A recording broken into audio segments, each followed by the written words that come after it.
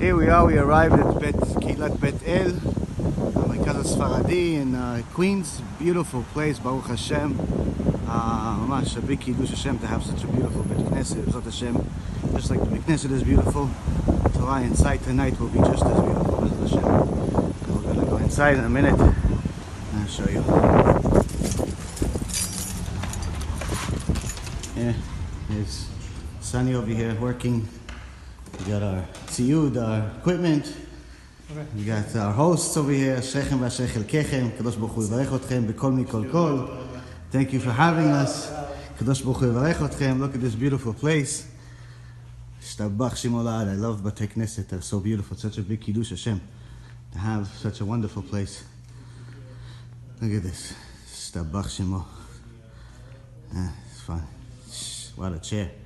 Eliyahu Navi would want to come to such a chair like this. Shiviti Hashem lenegdi tamid. Alvai, we succeed in Shiviti Hashem lenegdi tamid every day. Mamash tamid. So this is it. There's a nice Ezrat Nashim upstairs with a mechitza, proper place to have mechitza. They're upstairs. Shtabach Shemo. Beautiful place. And Sunny's already getting to work while I'm playing with the camera.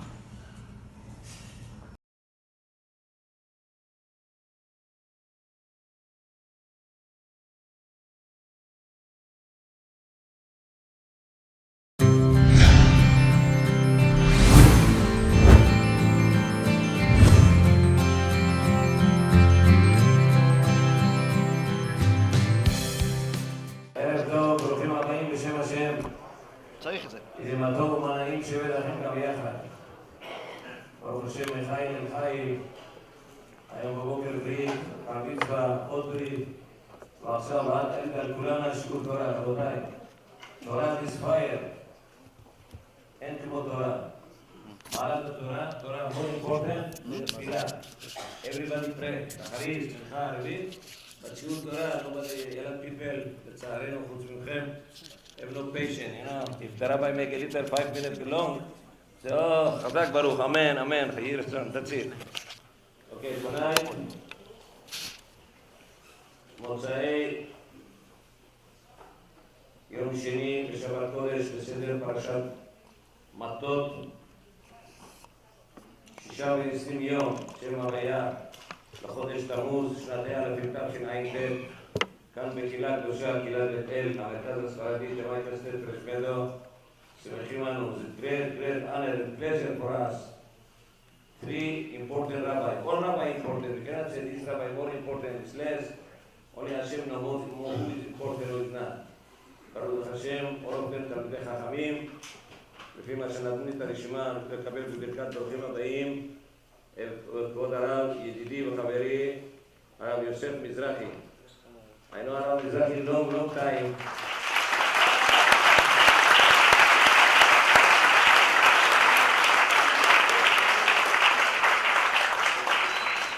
It's very popular. A lot of time we was together in rabbinical court, Bedin, because Moreno ורבנו הרב אליהו בן חיים שליטה, והרב מזרחי עושה חיל, לקרב את אחינו ואחיותינו בני ישראל. ליבותיהם לאבינו שבשמיים. כבוד הרב, ברוך הבא, כבוד גדול לנו, מקווה שכבודנו לעתים קרובות. כמובן את הרב המכובד, כבוד הרב הגאון, הרב רבי ירון, ראובן שליטה.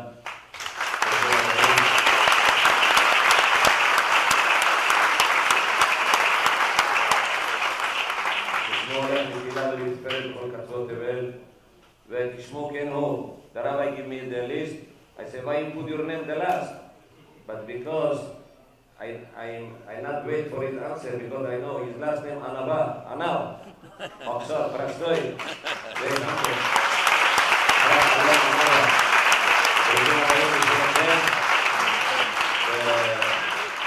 I don't want to make long.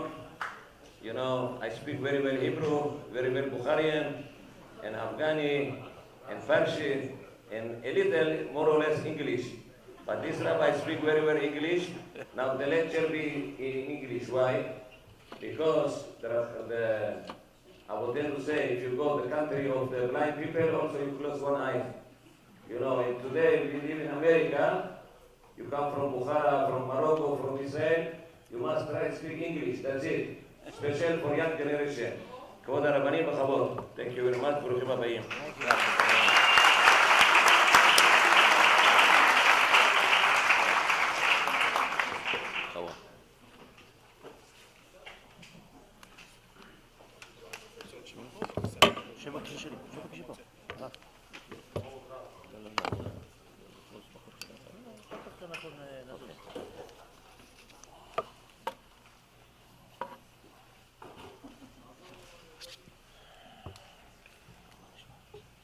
טוב, שלום everybody.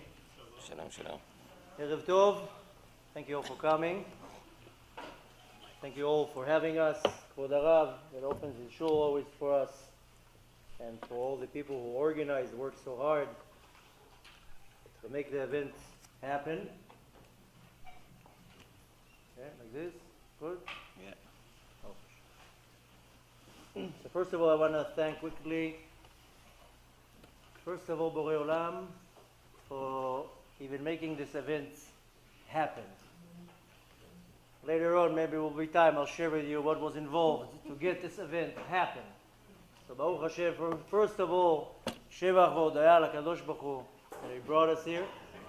And I feel very honored and humbled to be here, B'chod HaRabbanim. And katonti mikol ha'ma'asim. Sometimes I stand on a stage, I feel big. Now I feel very small. But Baruch Hashem, it's a very auspicious time, a very auspicious moment.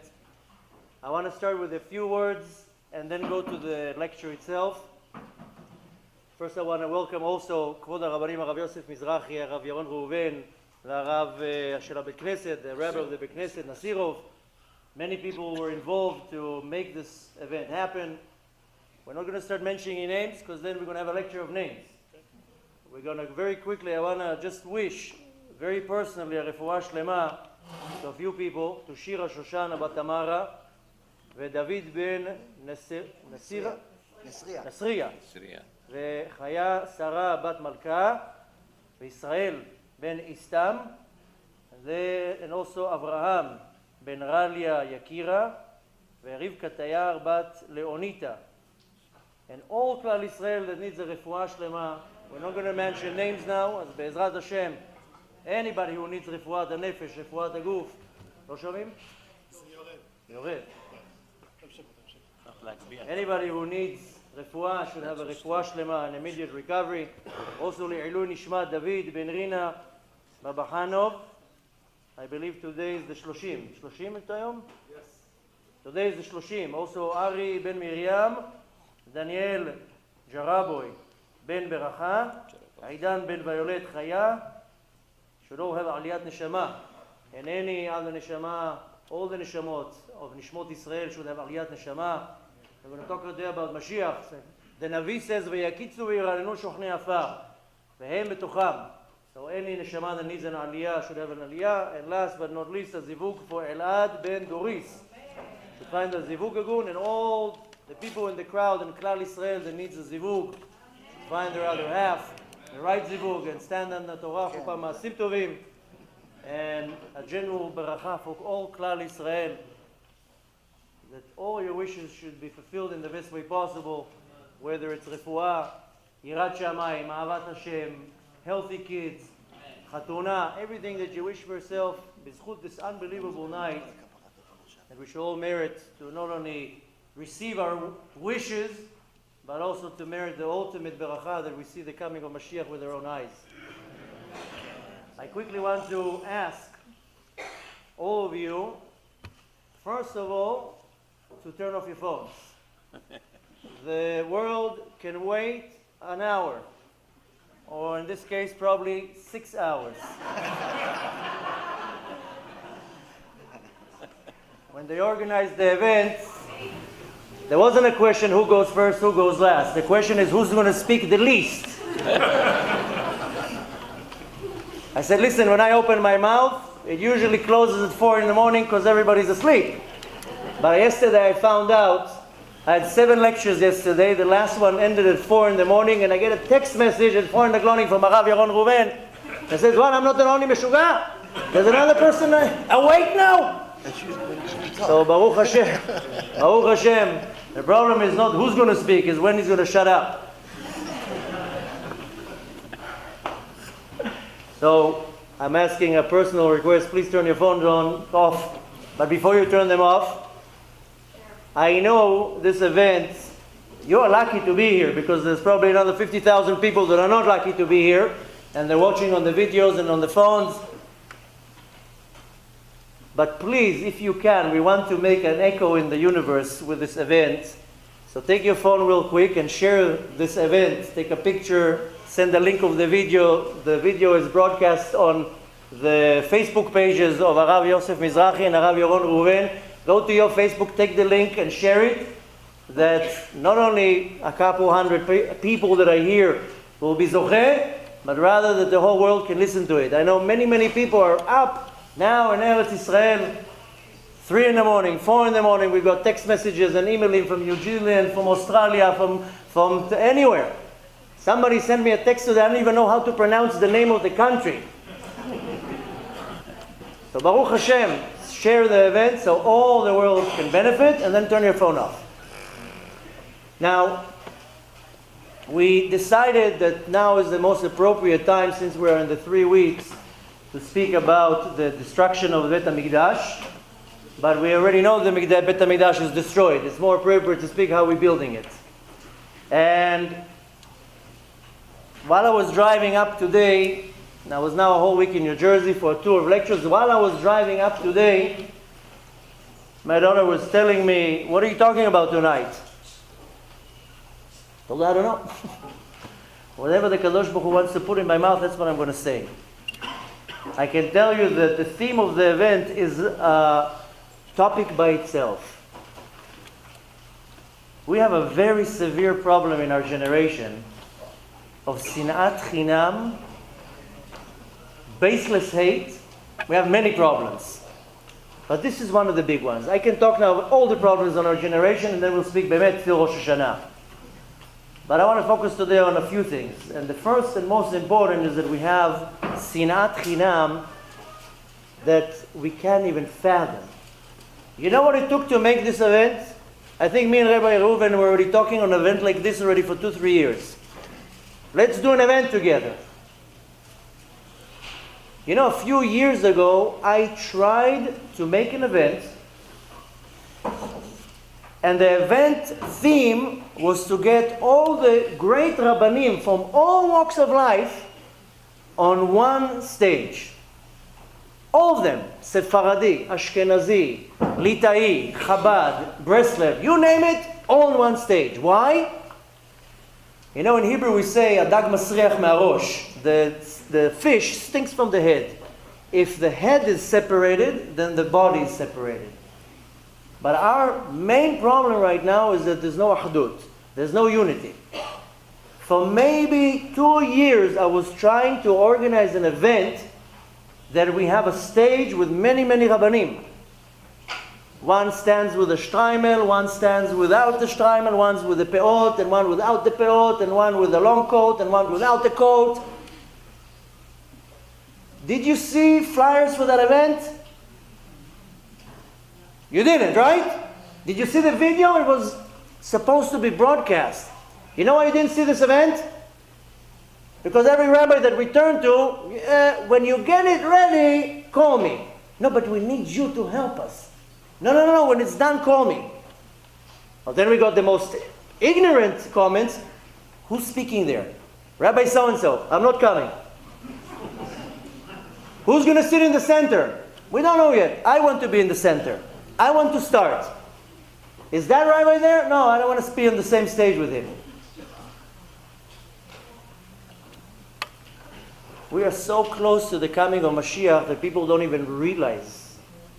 Every time that I land in this land, I live in Eretz Israel, Baruch Hashem, Hashem ripped me out of this country 4 years ago, after 18 years, sorry. And every time that I land here, I lose 10,000 miles of altitude in my spiritual level. The plane just lands here. Oh, I don't even know how you live here. No offense. Not trying to hurt anybody. I do not know how you live here. I was now a whole week. Doesn't matter where. Next week, huh? Doesn't matter where, but Hashem Yerachem. What people care about. Some family was throwing a bar mitzvah. I was asked, they wanted me to give the bracha to the boy. I told the boy, how many mishnayot do you know off by heart? Are you going to give a pilpul in your bar mitzvah? Do you do a siyum? What do you care about? Which suit? Which hall? Which video? This is your bar mitzvah? I have this zchut, unbelievable zchut. In 3 weeks is my son's bar mitzvah, my first son's bar mitzvah. Toda Rabbi, you're all invited. I know you're not going to come, so I'm inviting you. Some of you will come. B'ezrat Hashem, listen, you're all welcome. You know, somebody once told me when I was Batchala, in the beginning, Choser B'tshuva, I was invited to a bar mitzvah. And I saw something that really touched my heart. You know, my point tonight is that each and every one of you leave this room with something. If you came here just to look at 3 rabbis, then you can do that through the internet. My point is that you leave out of this room with something. Maybe this will be the something, at least for the men. If a person would learn 1 Mishnah a day, it will take you 6 years to finish the Shas. So I was like, wow, that's an amazing thing. So every time one of my boys turns 7, we start learning 1 Mishnah a day. This is private time between me and my son.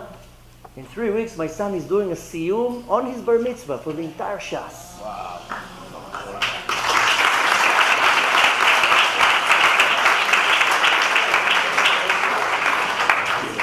That's what people should care about. You care about what suit you wear? Nonsense. The klipa in this country, Hashem Yerachem. I hope maybe after tonight, maybe I'll be able to get some of you out of here. The point is that every time that I come here, Hashem Yerachem, people are living in some bubble, caring about which car they drive, how big the house is, who makes more money, he did this, he did that. Who cares? It's nonsense. And why am I telling you all this? Because I once said, you know what we're missing here? We're missing Avat Chinam. We don't have Avat Chinam. A lot of people are trying to bring, no, what are you talking about? Look how everybody's getting along. Nobody's getting along. I'm traveling already for the last 15 years. I lecture all around the world. There's not one community that did not badmouth the other community. Oh, you're going to go there? Everybody pretends like there's some type of respect and honor to each other, but there's no respect, there's no honor, there's hate, everybody hates each other. He's from that group, he's from this group. And once I came to a very big rabbi and I told him, why can't we make an event that we get 1,000 of all the top rabbis in the world, we put them all in one room, and we say, very simple, Rabotai, we all serve the same Borei Olam, the same God. We all put tefillin the same way.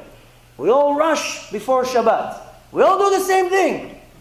How about I give you now my students, you give me your students, we switch students, and we make an effort of unbelievable achdut between everybody. Forget about now what shape the hat is, how the jacket is. And I'm sure you didn't hear about that event too. You know why? Because if we would make such an event, who's the chairman? Who's the top? Who's speaking? Is the president going to be Ashkenazi or Sephardi? The sad reality is that we have such a tear in our generation, in our Am, that no chance that Mashiach is going to come. B'chesed v'rachamim. As it looks from now, we're looking at a disaster. A few weeks ago, I have Baruch Hashem a yeshiva in Eretz Yisrael in a kollel. We decided to start learning Hilchot Lashon Hara. Why? Because every time that a person will try to do something good, everybody will go against him. I'm sure the Rabbanim can I feel for them, they feel for me.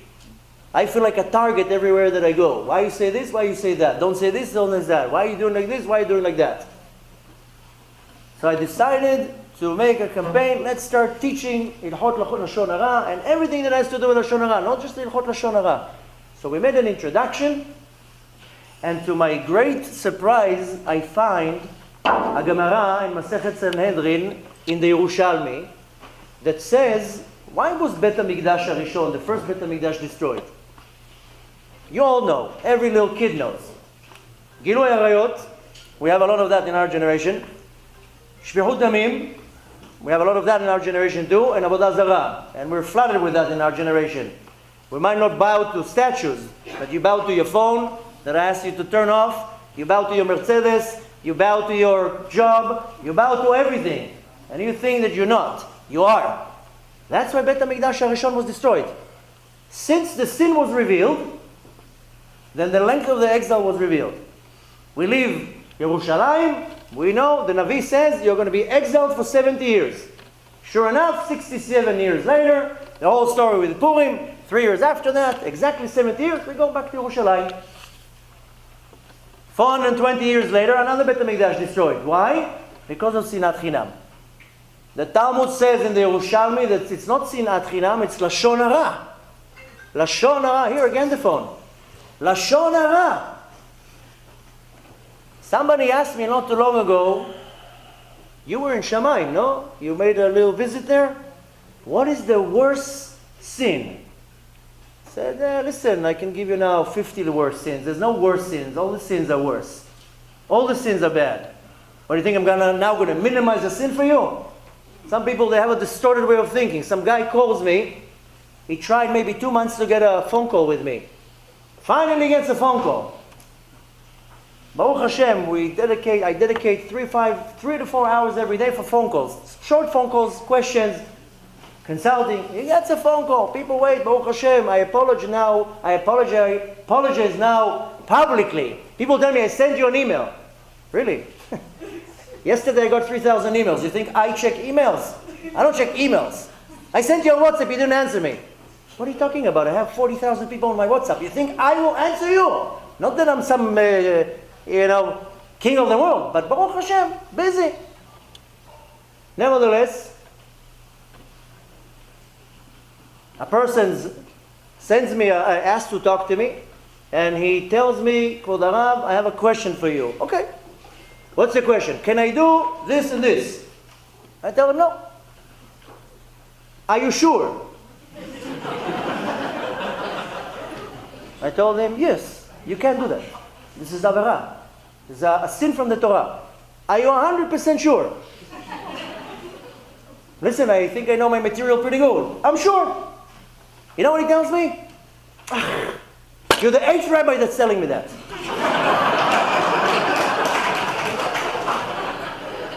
What do you think? I'm going to now tell you the answer you want to hear?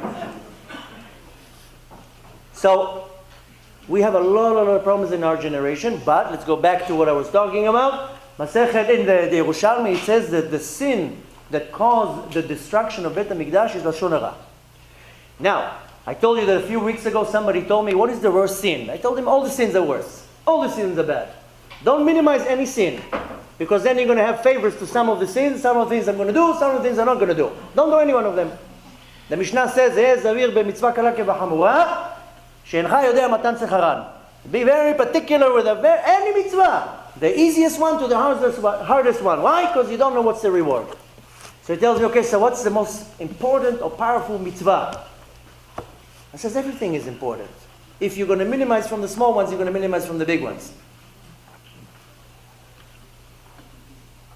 The point is that all the mitzvot are important and all the averot you have to be aware of. But I told him, but if you want to hear my advice, the Kadosh Baruch Hu created us in a very sophisticated way, but in the front of our head, he put a hole. It's called a mouth. I told him, if you want to be careful of something, it's everything that goes in the mouth and everything that goes out of the mouth. David HaMelech says, Netzor leshonecha merah, seal your tongue from evil, and your lips from talking any type of deception. Told me, you want to be matzliach, you want to be successful, you want to have bemet yirat shamayim? Guard this. Whatever goes in it, and whatever goes out of it. Whatever goes in it, needless to say, this is your kosher diet. And it's not only your kosher diet, by the way. In this country, 90% of what you eat is not really food. By the way. It's all preservatives and chemicals and food coloring, and you're not really eating food. And then people don't understand why they have anxieties and weird dreams and fears and all sorts of weird reactions. Well, eat like a human being. But what comes into your mouth, מבחינה של kashrut, when it comes to kashrut, the gdolim of the gdolim were so particular with what comes into their mouth. Not to say the greatest of all, didn't even eat. Baba Sali would fast from one day till Shabbat. From Sunday, from Motzei Shabbat to Shabbat. And just eat something on Shabbat. But what comes out of the mouth, Hashem Yerachem, what comes out of our mouth. Slandering, and cheating, and cursing. You put yourself to a test, and you follow a few instructions. I made tshuva 18 years ago. Baruch Hashem, Hashem zika oti, gave me an unbelievable merit to do tshuva. I don't even know why I got even such a zechut. I sometimes look at myself and I'm shocked. Me? From all people? How many people get a zechut to wake up to do tshuva? Very few people. I hope tonight maybe a few more people will get to do tshuva. But when I became observant, I didn't go to yeshiva right away. It took me about 2.5 years till I went to yeshiva. Why? Because I wasn't physically prepared to go to yeshiva. I was 27 years old with a yetzer hara from here to Tel Aviv. How you do tshuva? Besides the fact that, first of all, just start cleaning the junk. So I started developing systems. How you do tshuva? You know, I was in yeshivot through all my life, 7 years. 4 different main yeshivot from different walks of life. B'chavana, I went to many different yeshivot. This is another thing that bothered me a lot. Every yeshiva that I went, they badmouthed the other sect. Don't learn from that book. We don't learn this book. Why? What's wrong with this book? No. This yeshiva, we don't learn from this. I go to the next yeshiva. Oh, you were there? Hashem Yerachem. I didn't get any good feedback from any yeshivot that I was there. Oh, you were there? Oh, no. I want to learn this book. No. In this yeshiva, you can't learn this. David HaMelech says, Mikol melamdai eskalti. So I learn from everybody. Everybody you learn from, not from one person. Why? Because most people are so narrow. If you're not in the same group, no, I don't want to learn this book. This is what's called in the teachings of Kabbalah, katnut hamochin. The limitations of broadening your horizon. But nevertheless, I had to develop systems how to become chozer b'tshuva. How do you stop lying? How do you stop slander? How do you stop having bad thoughts? So you know what I would do? I bought a 99-cent little booklet and a pen that cost me $1.29. That's my tshuva. $2.29. And every act that I did, I wrote in this pinkas, in this little book. And every thought that I had, I wrote it. Every time I would lie, I would write the lie and the hour. Every time I would say lashon hara, I would write it down. So at the end of the day, I would look at it. Hashem Yerachem was a book. To realize how much junk is coming out of my mouth. Most people, if they will bump their leg on the table by mistake, what comes out of their mouth? You know what comes out of their mouth. They don't say ouch. They say another word. Why do you have to say that word? What benefit do you have by saying that word? If chas v'shalom you're driving and somebody cuts you, Hashem Yerachemu. You curse the person with every disease that exists. You already know the mother's profession. You know everything. What do you think I do? The junk that comes out of people's mouths, and then they don't understand. Lo lech li b'chaim, nothing works in my life. You fool! Of course nothing will work out for you. Not too long ago somebody came and told me, listen, I have a tzara, I need a bracha. I told him, pray to the Kadosh Baruch Hu. What do you think, I'm the Baba Sali? No, I need you to give me a bracha. I told him, I'm not giving you anything. You need to pray. Oh, I'm already praying for 5 years. It doesn't work. Tell them, of course it doesn't work, because you lie all day long, and you say lashon hara all day long. Why would you think your prayer would work? You know, ba'akdama, in the introduction that we did to the course that we started, the series of lashon hara, so I pulled different sources. You know that the Zohar says that if a person says lashon hara, his tefillot doesn't even go up. Stay home. Don't bother to come to shul even. Stay at home. You think your tefillah is going to go up to Shamayim with the same mouth that you curse, slander, cheat, say lashon hara? It's not going to work. It's not going to work. David HaMelech says, "Netzor leshonecha mera v'sefatecha midaber mima." This is pearls. Zip your mouth. You know, when I became observant, I didn't know what to do. So I would fast 3 days a week, from morning to night. And then I used to take ta'aniyot dibur, 3 weeks, don't talk. 4 weeks, don't talk. I wasn't married, I didn't have kids, I didn't have who to talk to. I was talking to the walls. It's better not to talk. I talk to Itzik.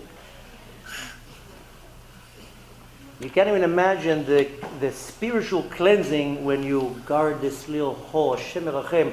I don't know if you noticed, we have 2 eyes, 2 ears, 2 nostrils, 1 mouth. Hashem Erachem if we would have had 2. One would eat, one would talk. So we have a serious problem that this mouth is destructive. Now what does it cause? It causes disunity, it causes hate, it causes so much problems, jealousy. All this is, of course, it's rotting everything that exists. If you have to take something out of tonight, I told you already, on the way out, you can take CDs, souvenirs, pictures. At the end of the night, we're all going to stand, 3 of us together, you can take pictures. People already told me, can I take a picture of the 3 of you? I said, yeah, $1,500, you can take a picture with 3 of us, no problem. We'll do an auction. We'll stand like dummies, and you stand in the middle, we take a shot. So if you came to take a picture of us, then take a picture on the internet. You have to go out of this door with something. Now, I have noticed something very disturbing that I didn't like at all in myself, not in other people. And I'll share with it to you. Maybe Be'ezrat Hashem you can incorporate it into your life. The Torah promotes silence in many different ways. You know, last week I prepared one of my lectures. To prepare an hour lecture takes you 18 hours of work, 5 hours of lecture, 3 weeks. But I stumbled across a Ma'amar Chazal so powerful that it says, you know, a word is worth a lot. But not saying that word is worth much more. I'll say it again for the ADD ones and the slow. I see some of you already. Listen, we have another 2 speakers. Let's just give them coffee here tonight. A word is worth a lot. Good morning, my dear. How are you? You just made your wife the queen of the world. Good morning, dear. How are you? Honey, you look amazing.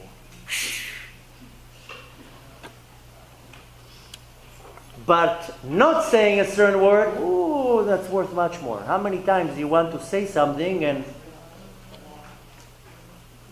Yesterday I gave a lecture. Not to give you too many details, but there was some type of a disagreement. And my came there, she's a watchdog, because she has to get me to the next lecture and to the next lecture and push people away. No, I want to ask a question. You can't ask a question. Anyway, she got the vish. And what she got is a mishaberach. And she was so upset. She was crying. Don't listen, don't be so upset. Our sages say about a person that is accepting a bizayon, v'shotek, and you quiet, kol avonotav nimchalim. I told you just went to the washing machine. Because you didn't react. You know what it is not to react? To react is very, very easy, but not to react. So I noticed in me something, and I can only talk about myself, I can't talk about other people. But at least my point is that I feel lucky enough to be able to do tshuva, so I like to at least share it with other people. Maybe other people can also do that. Because if I don't share what I have, I'm not going to get anything. At the end of the day, most people are holding everything like this, like as if it's not even yours. So I noticed in myself something that I didn't like a lot. And you know what it was? That I behaved one way in public and another way in my room. Now you're all guilty in that, by the way. If we're going to put now music in this hall and we blast the music, you know what's going to happen? People are going to be like,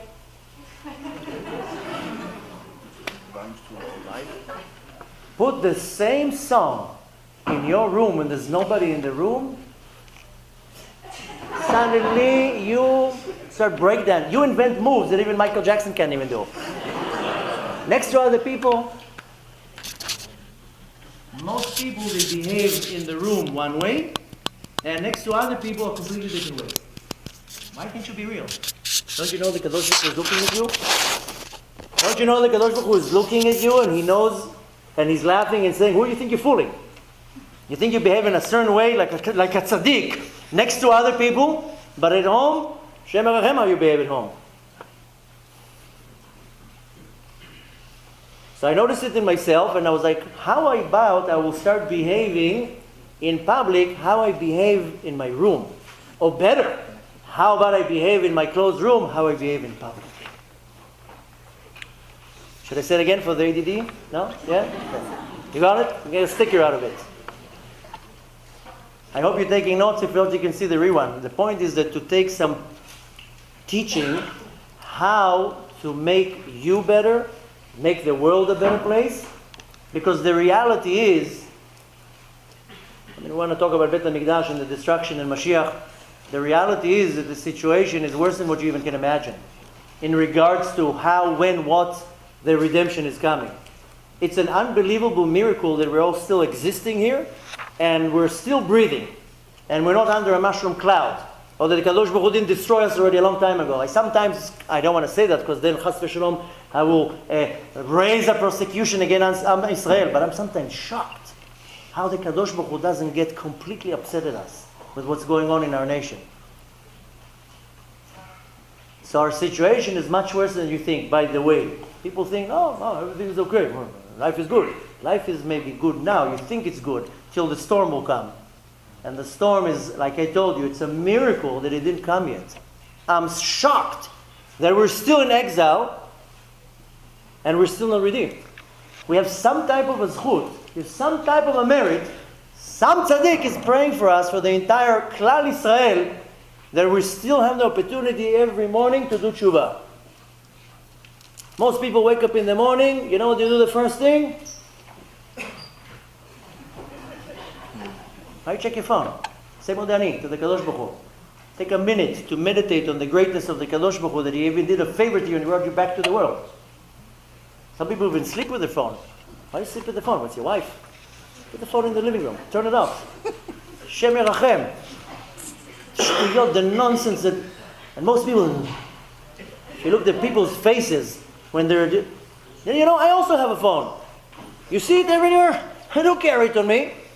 I check once a day. A few hours. Why do I need to know every second to check the phone? Most people don't even value the zchut that the Kadosh Baruch Hu gives them every second. Every second. What a zchut we have that we're even alive. Most people don't realize that. You know, most people wake up in the morning, I told you, they jump on their phone. They cover the blanket over their head from the depression, the sadness, the anxiety, the fear, the worrying, the tzarot. Now when people call me and email me and text me, I have this tzarot and health and marriage and kids, and everybody gets the same answer. Pray for Mashiach. Do something for Mashiach to come. He's not coming. He's coming. Pray. Of course he's not coming because he's sitting all day long. Why would he come?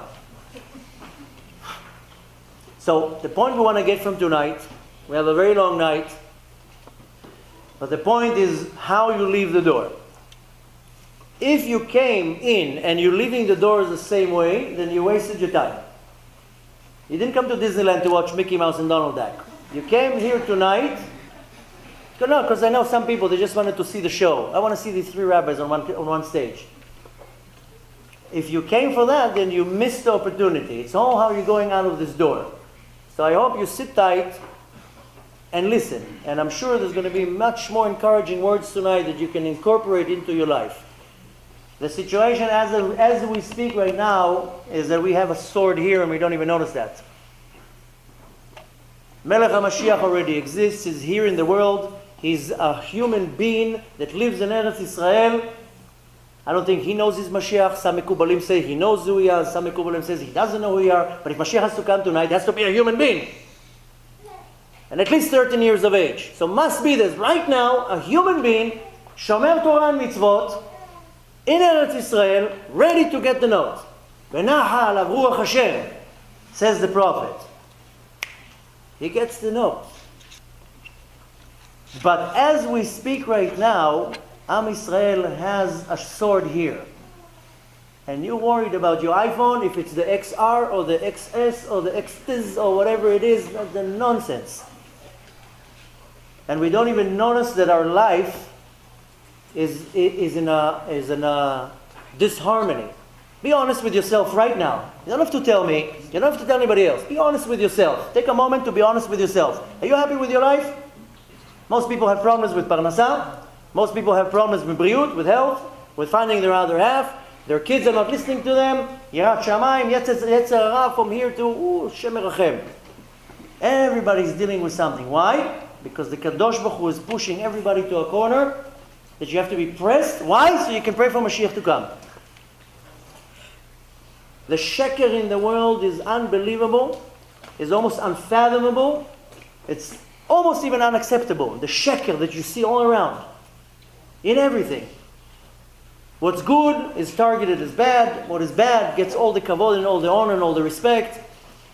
I don't want to tell you certain things because chas v'shalom I don't want to hurt anybody's feelings, but I would share with you things that I had to go through and heard about this event. Some people I kind of wish to know who they are just to tell them off straight to the face with things that I heard.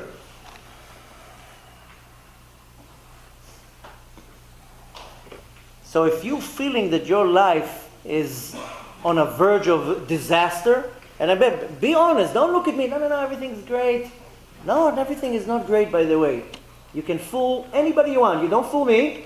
You definitely don't fool the Kadosh Baruch Hu, and if you fool yourself, you are a fool. You can make a sticker out of that. If you fool yourself, you are a fool. Yeah. Copyright. Yeah. סופרים את הרבה חוכמה. Why am I saying that? Because people live in denial. They lie to themselves.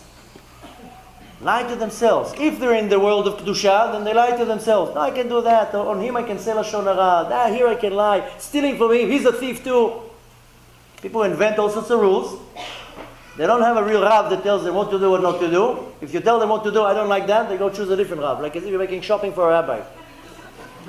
People call me, can you be my rabbi? I'm not nobody's rabbi. Don't call me your rabbi. I'm not your rabbi. You want, you can come and listen to a class. I'm not nobody's rabbi. No, I want you to be my rabbi. You're not going to be listening to me, even to me. Why would you want to be my students?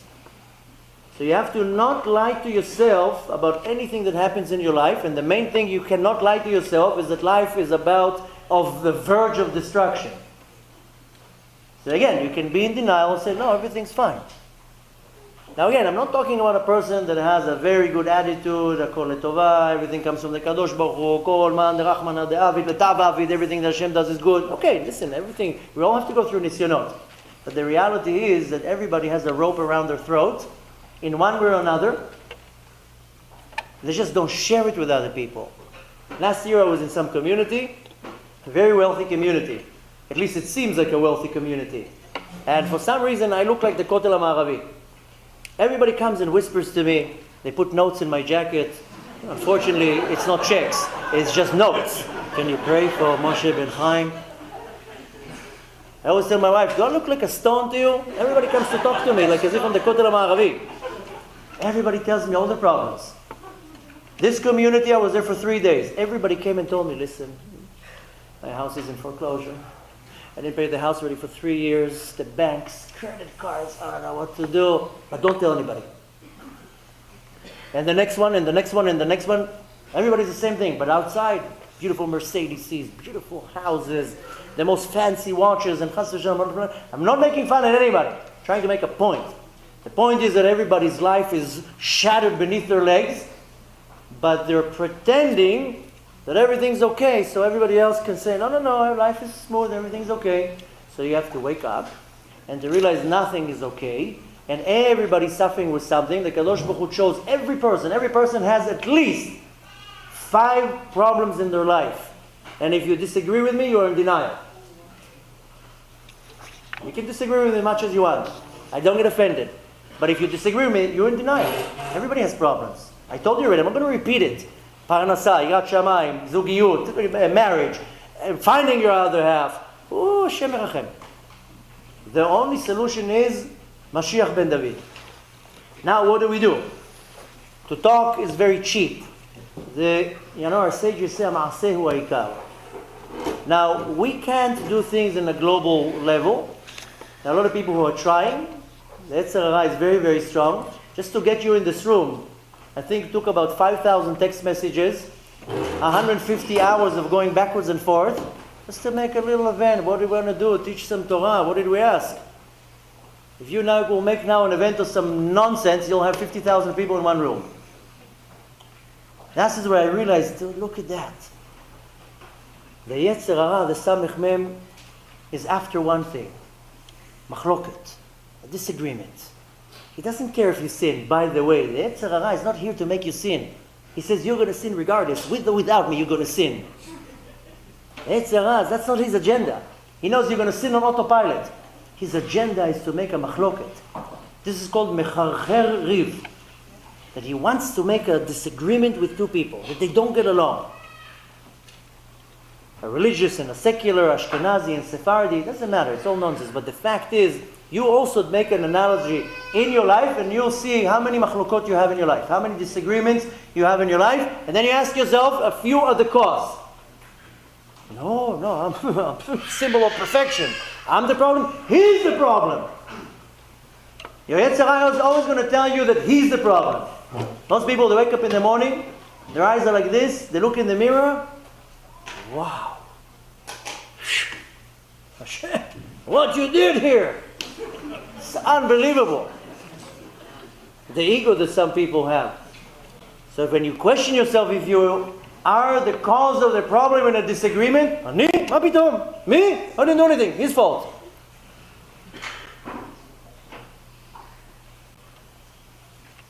The point is, like I said before, we are in a very harsh and very important time. Harsh, I'm saying, because we're still a din is hovering over our head. And don't let anybody fool you. No, Am Yisrael is doing great. No, they're not. No, there's no greatness. I'm telling you. I barely see my wife. I barely see my kids. I go from one tour to another tour. I'm in hundreds of communities. Everybody can't stand each other. Everybody slanders each other. Everybody talks about each other. And on the outside, it seems like it's on the surface is good. Now, I'm not chas v'shalom taking away from what we do have. I know I speak a little bit negative and harsh, but I'm not taking away from the greatness of our generation. There's never been so much Torah in our generation. Hundreds of millions of hours on the internet of Torah. Yeshivot from here to tomorrow. Shabbat, where I was in Shabbat, unbelievable. Come 7 o'clock in the morning to the Beit Knesset. 500 people learning Torah. We have access to any book you want. 100 years ago, who had books? So I'm not negating from the fact that we have a lot of Torah in our generation. We have a lot of chesed in our generation. We have a lot of good things. But it's so diluted with all the bad, so it's almost nothing. I'm going to sidetrack for a second because a lot of people ask me on my own personal story, my own personal experience. I'm sure some of you heard it, or maybe all of you, and if you didn't, then take a CD and listen to it. But that's not the point. The point is a lot of people tell me, why in Shamayim they judge you so hard? You are Tinok Shenishba, no? You were born secular. What do they want from you? So first of all, and most important, is they didn't judge me for what I didn't know. They judged me for what I knew. They didn't show me if I put tefillin or not. They didn't show me that I was ripping letters on Shabbat or cooking on Shabbat. You know what they showed me? Beikar ben adam lechavero. Between one person to another person. You need the Torah to be a mensch. You need the Torah to tell you not to steal. Go not to the street. Take any goy. Normal one. A good one. Tell me, is that okay to steal? Chas v'shalom. Heaven forbid. Go now to any country in the world. You ask a normal human being, is that okay to commit adultery? Ma pitom. You need the Torah for that? You don't need the Torah for that. And of course, everybody are my senegorim. In every lecture that I did about my personal story, everybody's my senegorim. Why they're so mean? Why they're so harsh? Why they judge you? Where were you when I was in Shamayim, when I needed some senegorim? There was no senegorim. This is called in Hebrew, yafei nefesh. Why are you pretending? Now, what is my answer? Yes, I did have a few mitzvot. They showed me a few mitzvot that I had. But my analogy, and that's connected to what I'm trying to tell you, because we do have a lot of good things in our generation. Baruch Hashem, there's a lot of Torah, a lot of chesed, a lot of kiruv. Not enough, but we do have. If you take now a bottle of Coca-Cola and you pour in it a cup of water, would it change the color of the Coca-Cola? No. But take a bottle of water like this and pour in it 2 drops of Coca-Cola. 2 drops. the whole water is brown. And if you put a cup, the whole water is completely dark. Which means that it doesn't matter how much good you have, you drop in one drop of bad, the whole water is dirty. All the good that you did is already dirty. And if you have a lot of bad, you throw in a lot of good. It's not going to change anything. It's be'ayin aroch. Not comparison. So don't for 1 second take my words out of context and say, well, why is he slandering the whole generation? We have, Am Yisrael is doing great. I'm not saying that. Baruch Hashem, we have great Rabbanim and great Chachamim in the Torah. We have a lot of good things. I'm looking now at the bad things, only the good things. If you look only at the good things, you don't get better. You have to look at the bad things. Be'ayin aroch. Not comparison. So don't for 1 second take... Now, let's go back a few weeks. We are finishing now the book of Bamidbar. Fascinating book. The book of Bereshit is the creation of the world and the building of our nation. The book of Shemot is being in Mitzrayim as avadim, as slaves, and then going out of Mitzrayim. And the beginning of the desert. The book of Vayikra mainly focuses on mitzvot. And specifically about the building of the Mishkan, the Mizbeach, the Korbanot, and so forth. The book of Bamidbar is exactly how it sounds. Bamidbar, in the desert. Don't you wonder what was going on there for 40 years? What did they do there? You think they were playing sheshbash in the desert? What they were doing there for 40 years? Okay, the desert. The book of Vayikra mainly focuses. So first of all, we have Parashat Shlach, talking Lashon Hara. Parashat Chukat, talking Lashon Hara. Parashat Korach, talking Lashon Hara. Any other things but slandering each other? This is what's going on in the desert. Everybody's talking against each other, and against who? Against the Gdol Ador? Where do you come up with such a chutzpah to talk about against the Gdol Ador? The din that it brings on Am Yisrael to talk about Gdol Ador, Moshe Rabbeinu.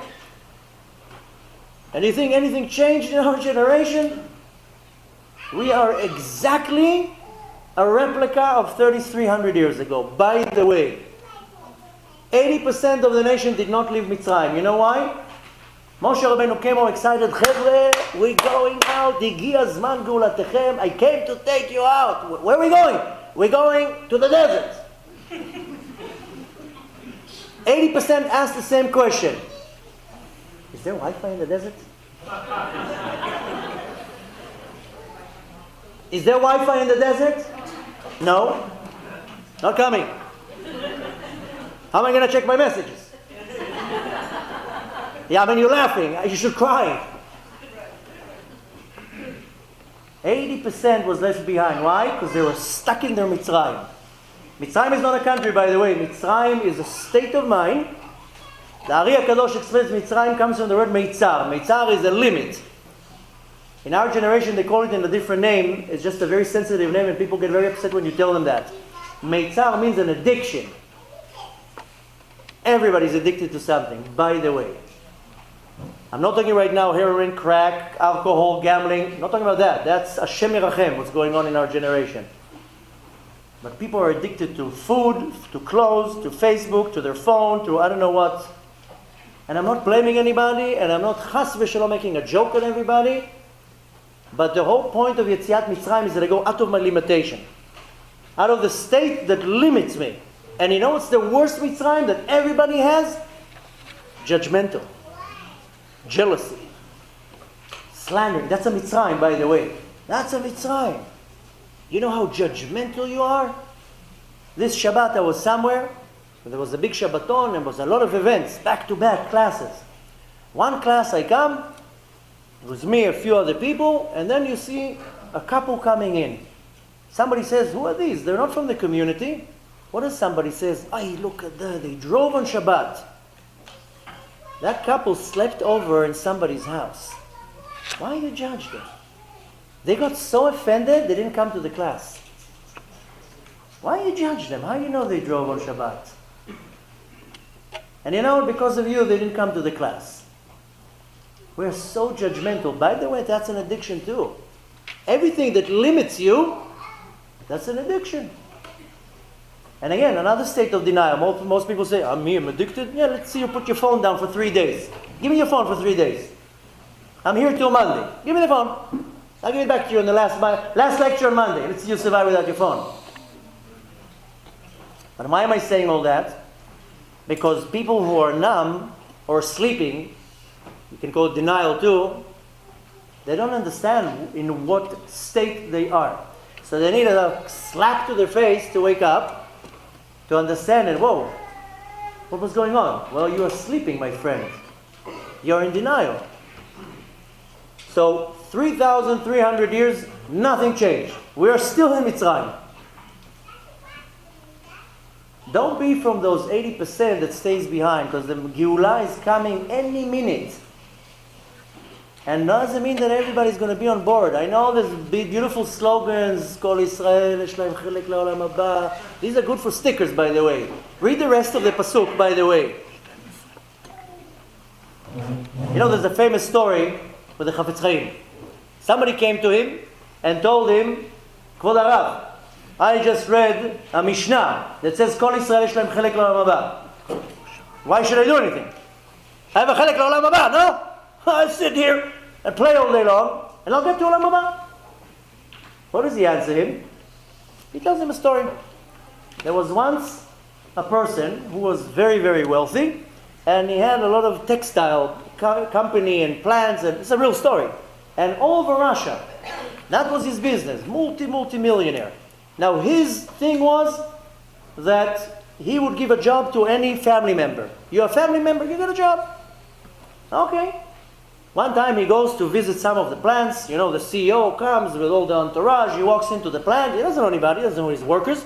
He comes to one of them. Hello, who are you? My name is so-and-so. What do you do here? I'm the manager of marketing. Nice to meet you. Goes to another person. What do you do here? I'm the manager of production. Femon, nice to meet you. Goes through one to another. Then he comes to one person. He sees him sitting on the chair. And tells him, what do you do here? He's like, I don't do nothing. He's like, what do you mean? And you get a salary? Yeah, of course I get a salary. You don't do something and you get a salary? How come? He says, well, I'm your cousin. Chafetz Chaim tells this man, do you want to be like a cousin that doesn't do anything? What did you come to this world for? What did you come to the world for? To do nothing. So you'll get a little piece in the Olam Haba. Who says what piece you're going to get? But you came here to the world to do nothing. On the same note, there's another story. Hashem Erechem 80 years ago was the Holocaust. Don't think for 1 second that that's the last Holocaust. We are in the verge of maybe another one. Don't live in denial, by the way. Don't let people tell you, never again. Never again. Look how many Holocausts we had in our history. But nevertheless, famous story about Rabbi Elchanan Wasserman, the student of the Chafetz Chaim. He ran out of Europe, he came to America. You know why? Because he wanted to fundraise. He had a yeshiva, he wanted to smuggle people out. To make a very, very long story short, he found out about a friend of his that was in America and happened to be very, very wealthy. Okay. He looks him up, he tries to get an appointment. Of course, he goes through the first layer of filter, the second layer of the filter, all the runarounds. He can't talk to you. I mean, this is like calling now some big macher, some big shot. Finally, he tells him, listen, my name is Elchanan Wasserman. I learned with this individual in Cheder. We're friends. Okay. Somehow he gets into the meeting, hugging and kissing and hugging and kissing. He's looking at the man. The man is completely secular. Doesn't eat kosher, doesn't observe Shabbat, doesn't put tefillin, nothing. Bekitzur, he tells him, what do you do? He says, I came here to America, I didn't have nothing. And what did I do? To make a very long story short, he says, I had some money, I bought a broken sewing machine, and I was very technical, I fixed up the sewing machine, and then I started fixing people's coats, and then I bought another sewing machine and another sewing machine. Before I know it, I had a lot of sewing machines, and I started fixing people's raincoats, and then I started making raincoats, and blah, blah, blah. Before I know it, look, now I'm a millionaire. Okay. Rabbi Elchanan Wasserman was not a fool. The friend tells him, tell me, why didn't you come to see me? He says, just came to say hello. You just came to say hello? Yeah. You came all the way from Europe. Hundreds of rubles to go on a boat to come and say hello? He says, yeah, my friend from Cheder, hello. And he leaves. Now this guy drives him nuts. He can't go to sleep. He can't work. What? He came all the way here to say hello? He tells his secretary the next day, get this guy, get him, I need him back, I need to know why he came here. He calls him back and he tells him, you have to tell me, why did you come here? I says, I came here to say hello. No, באמת, listen, I'm no fool. Why did you come here? So he says, you know what, you see this button here? It's a little bit loose. I thought maybe you can sew it. He says, you came all the way from burning Europe for me to sew to you a button? I don't believe you. He says, yeah, can you sew me the button? Look, it's a little bit loose. Really, why did you come here? He says, I came here for you to strengthen my button. He gets upset. Tell me, why did you come here? He tells him, are you listening to yourself? You are shocked that I came here to sew a button? You think you came to this world to sew some buttons? That's why you came to the world, to sew a few buttons? Needless to say, the man broke down in tears. Tells him, listen, I didn't learn Torah for years. Sit and learn Torah with me. I want to put tefillin on. And needless to say, figured out how wrong he was and how bad he went off the path. And then, of course, he told him, listen, how can I reward you? He told him, well, I have a big yeshiva in Europe. I need a lot of money. What did he tell him? The next 3 years of yeshiva is covered. All the expenses. But such a tzaddik went back to Europe and died and was murdered there in Kiddush Hashem. Rabbi Wasserman. What do we want to take from all this? I spoke maybe 1% of what I wanted to say. But now it's time for me to, like I told you before, be quiet. But I really want to leave you with a few powerful things that you can go out of this door tonight. First, I told you, you watch this thing.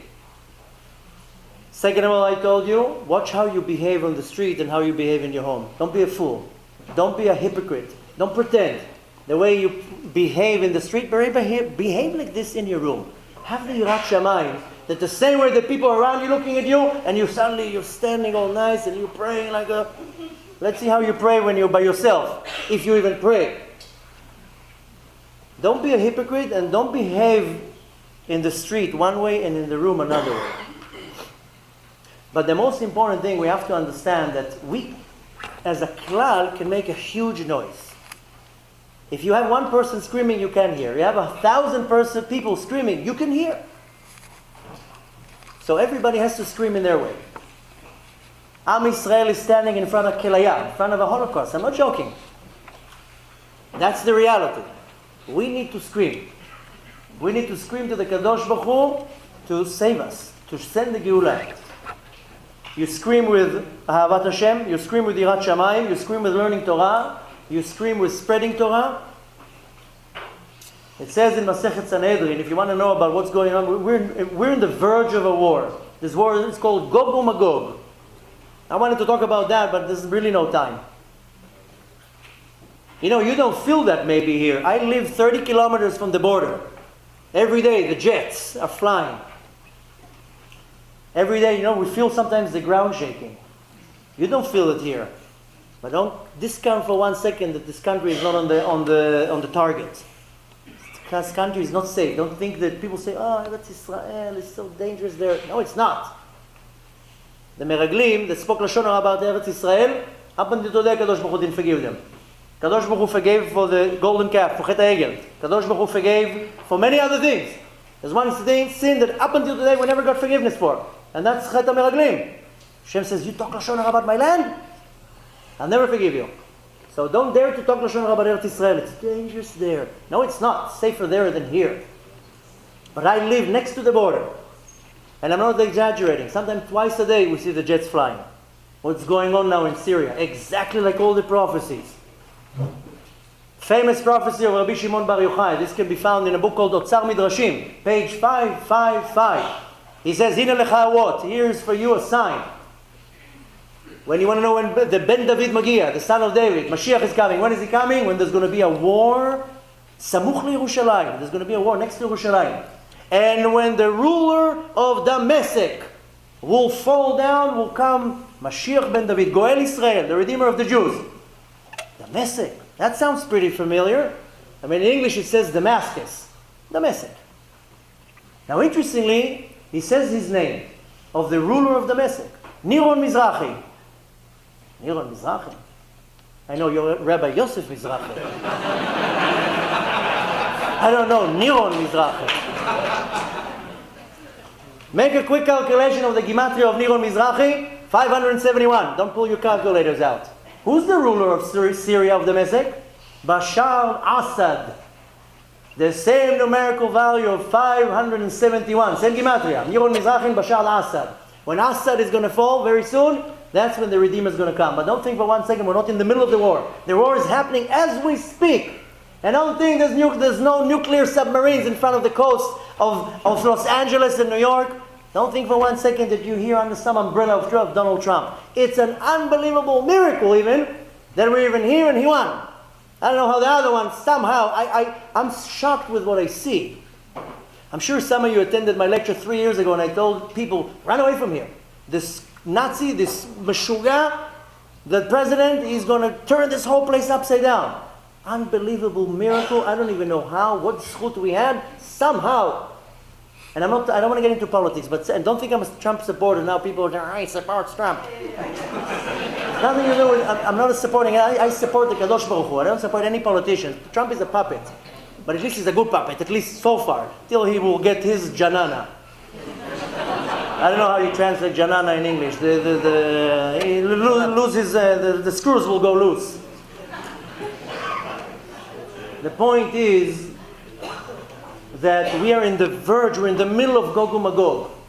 Maybe later we'll have time, we'll more go into depth in that.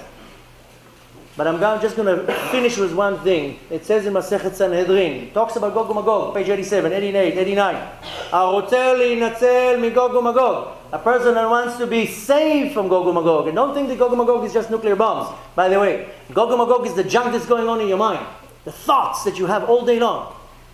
Shem Erachem, what's going on in people's thoughts. I gave a class not too long ago, somebody made like a Geula summit. A lot of Rabbanim, it was very nice, Baruch Hashem. So my theme was about the thoughts, how the thoughts are very powerful. And I quoted a certain tzaddik, a Rabbi from Piasetzna, that has a whole meditation system that is called Hashkata, how to quiet your thoughts. You know what he says there? He says that most people, the junk that's going on in their mind, is not different from any lunatic.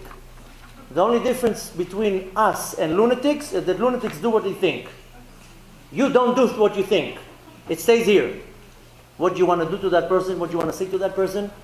So Gog and Magog, by the way, is not only the bombs, it's also what's going on in your thoughts. The Zohar says, Milchemet Gigim, war of thoughts. But Harotzeh le'inatzel migog and Magog, you want to be saved? Ya'asok b'Torah, u'gemilut chasadim. Ya'asok b'Torah, learn Torah. If you listen to my lectures, you know that I always say, if you don't learn minimum 2 hours a day Torah, this is less than 2 hours a day and you didn't even warm the engine. What can you do in 2 hours? And don't tell me, now 2 hours, what is he talking about? I know people that are busier than you and they learn 5 hours. Anybody can learn. Instead of being 3 hours on Facebook, be 5 minutes on Facebook and learn the other 2.5 hours. Ya'asok b'Torah. And the Torah is everything. Torah is also tefillah. 3 times a day to be in a minyan, not to pray at home. But gemilut chasadim, real gemilut chasadim. When you know what's the real gemilut chasadim, our sages say gemilut chasadim is when you go and you care about another person's well-being. Not about your well-being, somebody else's well-being. Did you go out of your way? So I'm going to leave you with a short message that we are in the verge of the redemption coming. It's in our hands. Can you imagine how excited, what a time? Moshe Rabbeinu, Tzadikim, all the Tanaim HaKadoshim, Geonim, prophets, everybody waited for Mashiach. And we're going to see it. I hope that everybody will see it. Amen. I wish for all of us to see the coming of Mashiach with their own eyes. But you didn't come to this world to polish buttons. You didn't come to this world to sew a coat.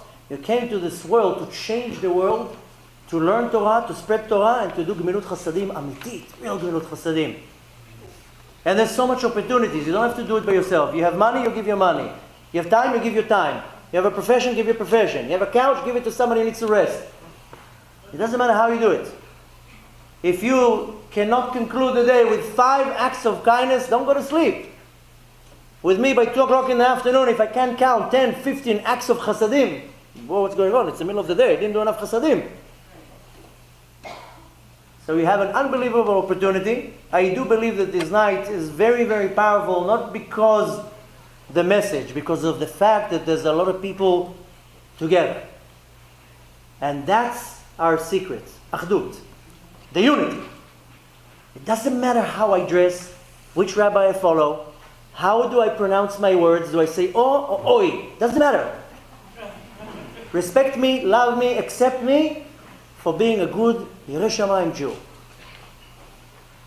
Stop being judgmental, stop being jealous, stop looking at another person, what is he doing, look at yourself, what you're doing. And if we do one little more acts of achdut, and it starts with you, it doesn't start with the big, it starts with you. And tonight we have a great opportunity to show achdut. Like I told you in the beginning, you know how many rabbis I tried to get together? Achdut, that's it. And achdut is a big word. But we have to have unity, even if I dislike you, even if I don't appreciate what you say. As long as it's in the path of the Torah, by the way. Don't take my words and distort them. It has to be in the path of the Torah. I drove in Tel Aviv. I live in Eretz Israel. I went not too long ago to give a lecture in Eretz Israel. I drove in Tel Aviv. They invited me to Tel Aviv. Shem Arachem, you have to go like this in Tel Aviv.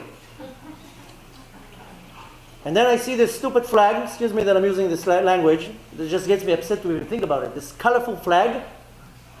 ואהבת לרעך כמוך.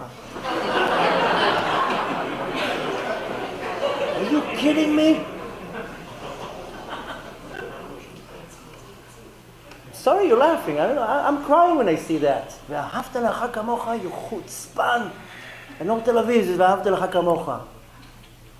So, don't take any of my words out of context. It has to be in the line in the Torah. If you follow the Torah, and you're a true Hasid of the Kadosh Baruch Hu, and you are not in my group, Azma. Azma if you're not in my group. Le'efech, teach me what your rabbi is teaching. Show me the beauty of your kehillah. Now I was in a beautiful kehillah on Shabbat. They brought Rabbanim from a different kehillah. This is a Sephardi kehillah. They brought Ashkenazi Rabbanim. I was so, wow.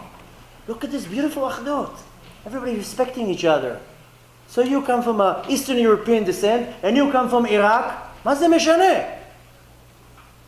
Our problem is this unity. So the same way that you're sitting here tonight in achdut, then that has to be applied when you leave the night. And it can only be done when your mind is clean. No jealousy, no judgmental, no bad thoughts, and it's all here. All in the mouth. Don't talk for 1 week, I guarantee to you, you're going to be a whole different person. Watch what goes into your mouth for 1 week and watch what goes out of your mouth for 1 week. You'll be a whole different person. No more junk thoughts in your mind all day long. No anxiety and fears and... Achdut. I'm going to finish with a blessing. First of all, again, I want to thank Borei Olam, the master of the universe, that even allowed such an event to actually happen. My theory, you know why Mashiach... that's my theory. Mashiach is in Eretz Israel, by the way, guarantee, no question about it. There's no question. And I bet you that every morning he wakes up and he puts his suit on and he says to the Kadosh Baruch Hu, today is the day, right? Hashem tells him, listen, I looked on Facebook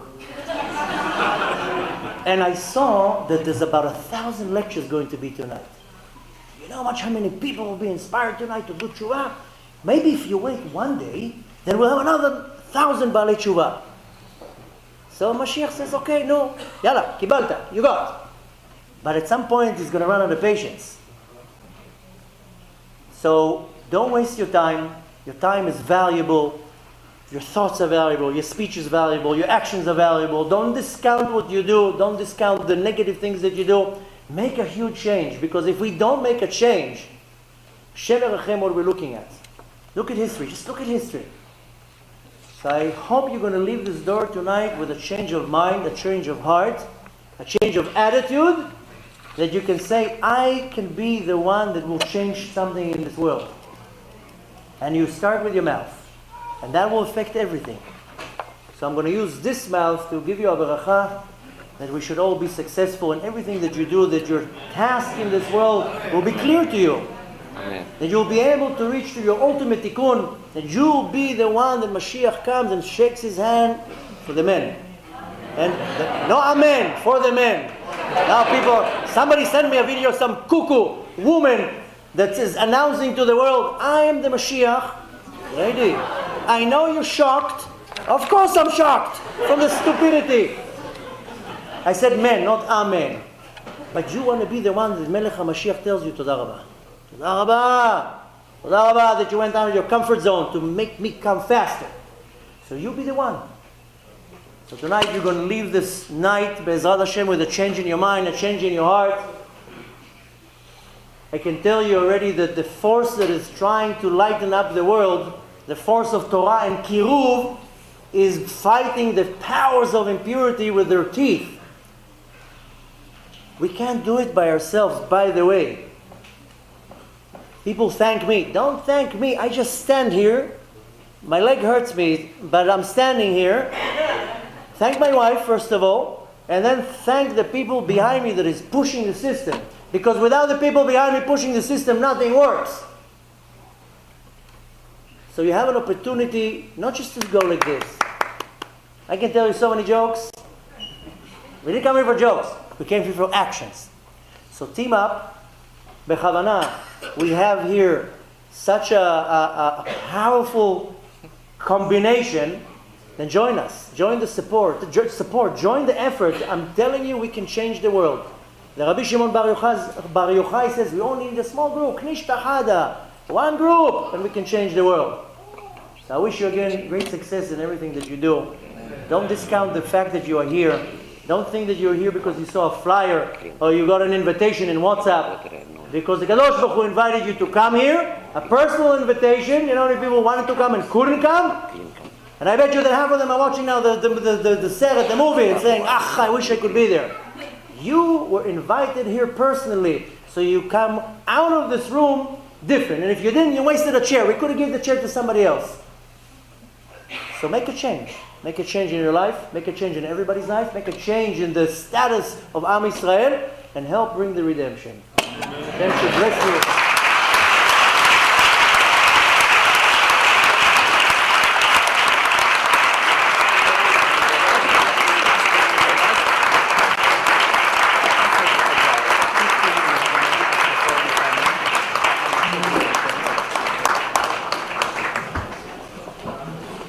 Before I give the podium to my fellow friend, Rabbi Reuven, that came all the way from Florida, quick announcements on the way out.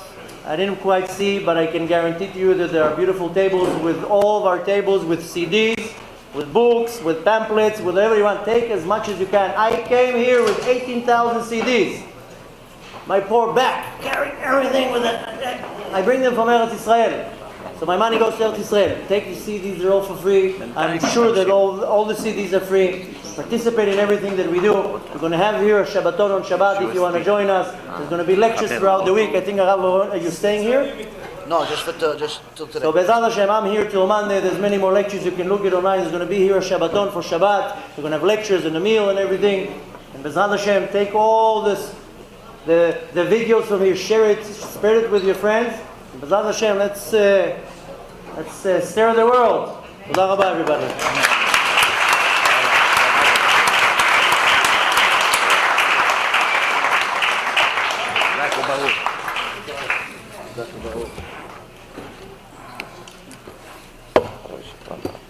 אוקיי, תודה.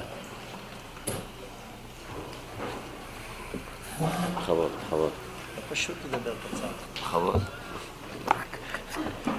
זה היה קצר.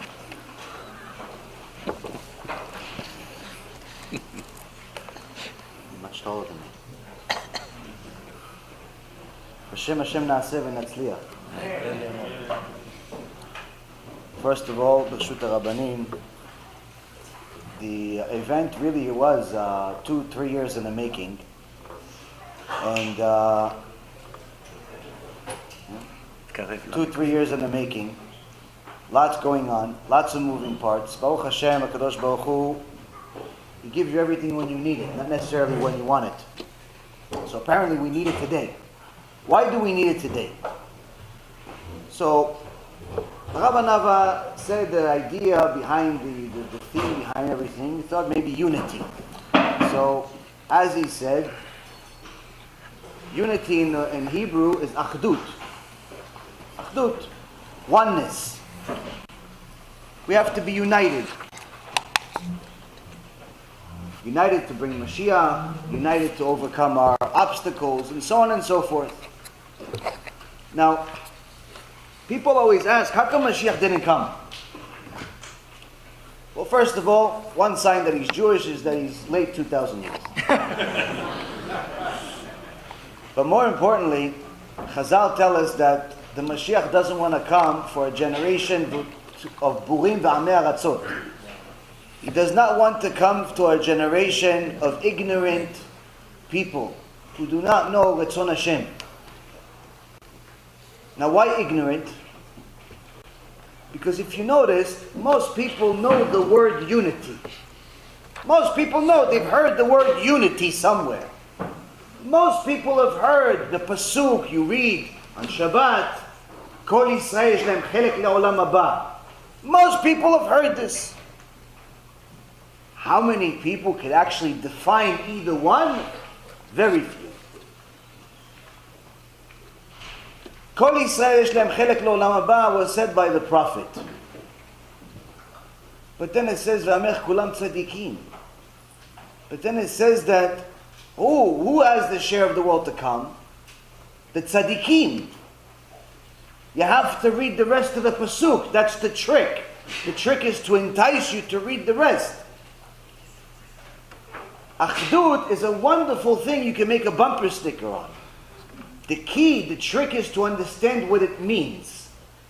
What does unity mean? Now I actually went in a dictionary, Webster Dictionary, if people still use it. I think it was the first one in years. Unity does not mean that we both do the same thing. It doesn't mean that. Most people, you ask them, what's unity? Oh, me and you on the same team. No, it doesn't mean that. Unity doesn't mean that both you and me think alike. Doesn't mean that. I think my way, he thinks his way, Rabbi thinks his way, everybody thinks their own way. What, do you think Hashem is going to make robots? He already has malachim. Unity doesn't mean we think the same way. Unity does not mean that we're all part of the same chassidut. Doesn't mean that.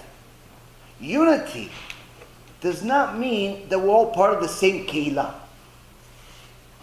Unity means we have a common goal. How we get there, that's your business. You want to teach Torah and Musar to get people to do tshuva? Ashrecha v'ashrecha kecha. You want to teach real chassidut to get people to do tshuva? Ashrecha v'ashrecha kecha. You want to tell jokes and somehow miraculously get people to keep Shabbat? I have no idea how that works, and I'm not good at jokes. But you want to do it? Ashrecha v'ashrecha kecha. But the key is, can you get people to do tshuva? Do you have results? Or are you just collecting money? Or are you just here to collect checks? And you want a popularity contest because people press like on your YouTube page. What are you looking for? You're looking for likes? So you write a book with anashim tmeim, with unkosher people? Because that's what's going to get likes and people to buy your book?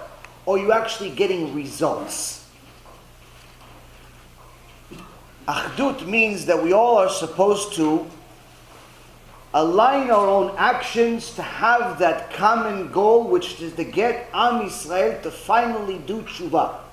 That's supposed to be the goal of every keilah, whether you're secular or you're religious or you're Hasidish or you're Litvish or whatever you are. You're from Mars. That's your job too. Even if you're not Jewish, that's your job too. Why? Unless we do tshuva, nothing good's going to happen. Now, last night I had a lecture about a very, very interesting topic that no one really wants to talk about except the people on the stage.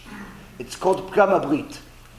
In the English language, you are simply not going to find anything about it. Hebrew, Baruch Hashem. English, it's almost non-existent.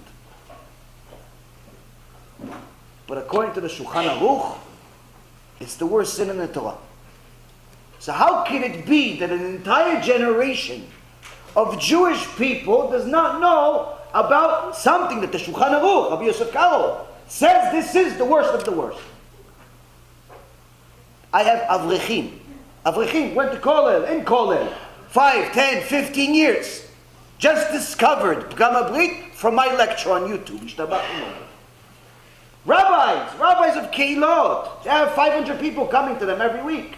Discovered Pgam Brit from some guy that did tshuva like 2 days ago. Yaron Reuven. Hey, he did tshuva, so he taught about Pgam Brit. How? What happened? How do we have this? How do we have a generation of Burim v'Amei Aratzot? I'll tell you my idea, for the 2 cents that it's worth. As the Rav said, everybody's got such a big ego that if it's not my idea, then I don't like it. Yeah, but is it a good idea? Yeah, but it's not my idea. Okay, it's not your idea, but is it a good idea? Is it emet? Is it what the Torah says?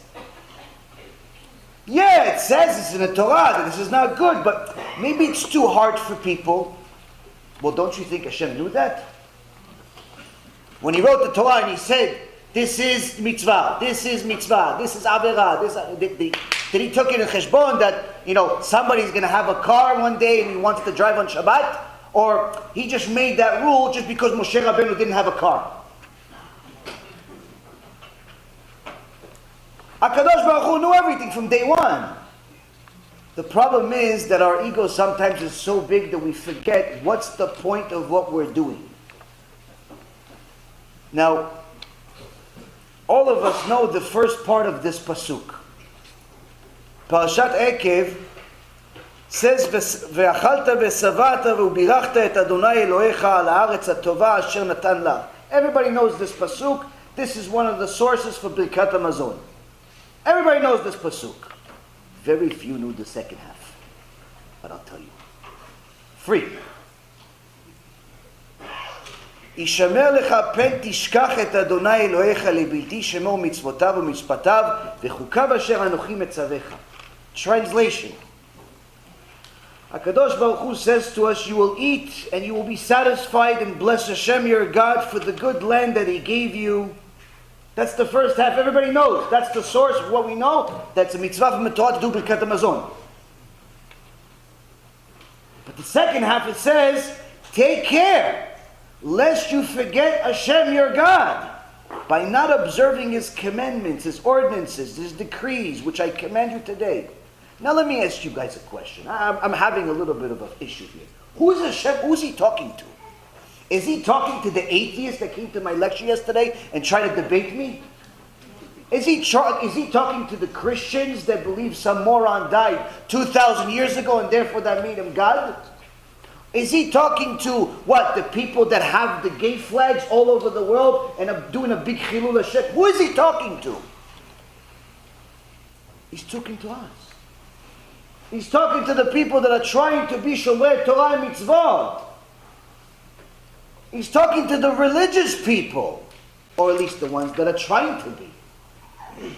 And He's telling you, by the way, you ate, you have parnasah, you prayed for it 500 times parnasah. For Mashiach, not even once, but for parnasah, 500 times. For Am Yisrael to do tshuva, you forgot. You forgot, but by accident, it's part of your Amidah. But for parnasah, 5,000 times. Okay, so you got the parnasah. Kapara alecha, you got parnasah. Good. Okay, now. What about the rest? What about the rest? Did you forget me? What do you mean, did I forget you? How could I forget you? You gave me money, Hashem. How could I forget? If HaKadosh Baruch Hu wrote in His Torah, I gave you parnasah, and by the way, don't forget me. Why did He write this? Obviously it means that it's true. It means that, yes, He gave us the parnasah. That $500,000 house you have, or in New York, $1 million house you have. I have to, designate where I'm talking to. In Florida, 500,000. New York, $1 million plus. That $1 million house, Baruch Hashem, you got the Mercedes, the BMW, the whatever W, all those W's, in your parking lot, the 6 cars you're paying a lease of $5,000 a month, but you can only drive 1 car. You got that, right? The stock portfolio that you keep looking at 500 times a day after Facebook. You have that too, the IRA, the 401k, the broker that you called, the broker that you just fired, all those people. You got it, right? How come you forgot me? How could it be that we forgot Hashem? Hashem is saying we forgot Him. Don't forget me. Why? Rabotai Yekarim, we have a generation of Burim and Amei Aratzot not because we don't know who Moshe Rabbeinu is. Everybody knows who Moshe Rabbeinu is, even the atheist. Believe or not believe, it's a different story. We don't have a generation of Burim and Amei Aratzot, of ignorant people who don't know who Hashem is. Even the atheist, B'toch Tocho, believes that HaKadosh Baruch Hu is real. It's just that he's going to declare it later on when he's on his deathbed.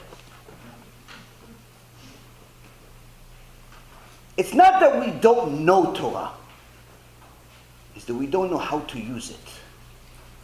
We don't know what's mamash, how does it affect our life. We know stories.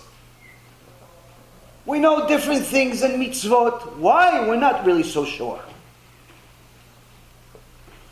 So HaKadosh Baruch Hu told the prophet again, later on, Prophet Isaiah, I'm going to give you another sign. I'm talking to the religious people. בפיו ובשפתיו כיבדוני וליבו רחק ממני. In their mouth and their lips, they honored me, but really, in their hearts, they're far away from me. He's not talking to the secular.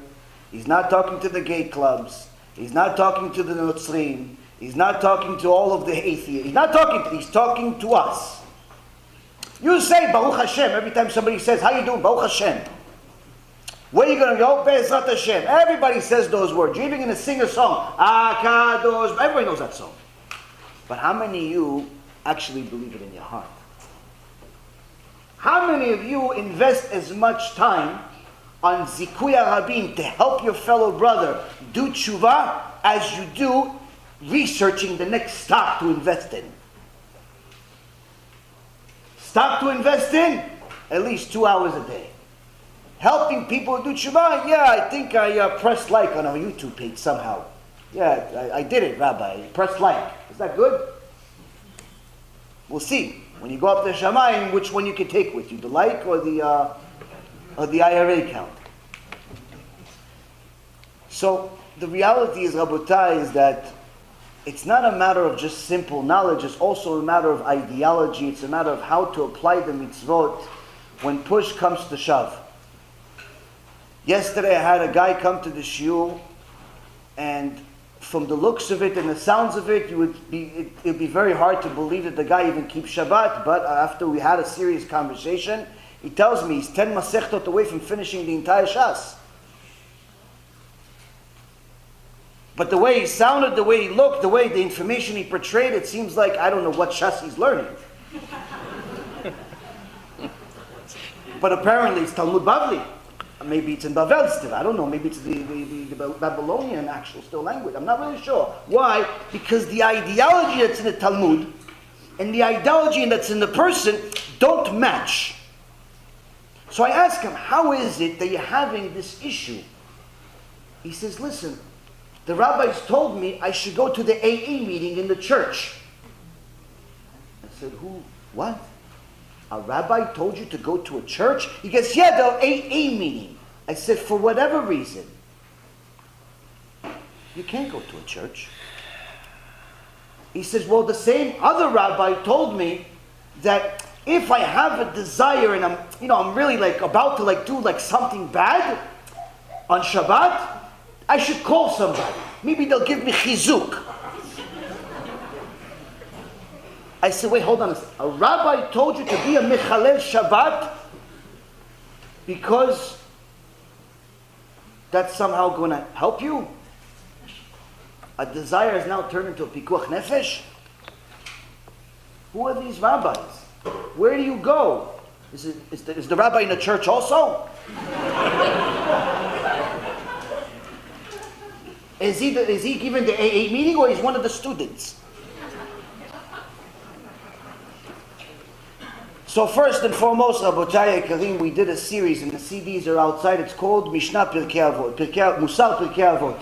We did an entire series about Pirkei Avot, as the rabbis as well have done. We went into each Mishnah. Average lecture is almost 3 hours. One of the lectures says, Aseh lecharav.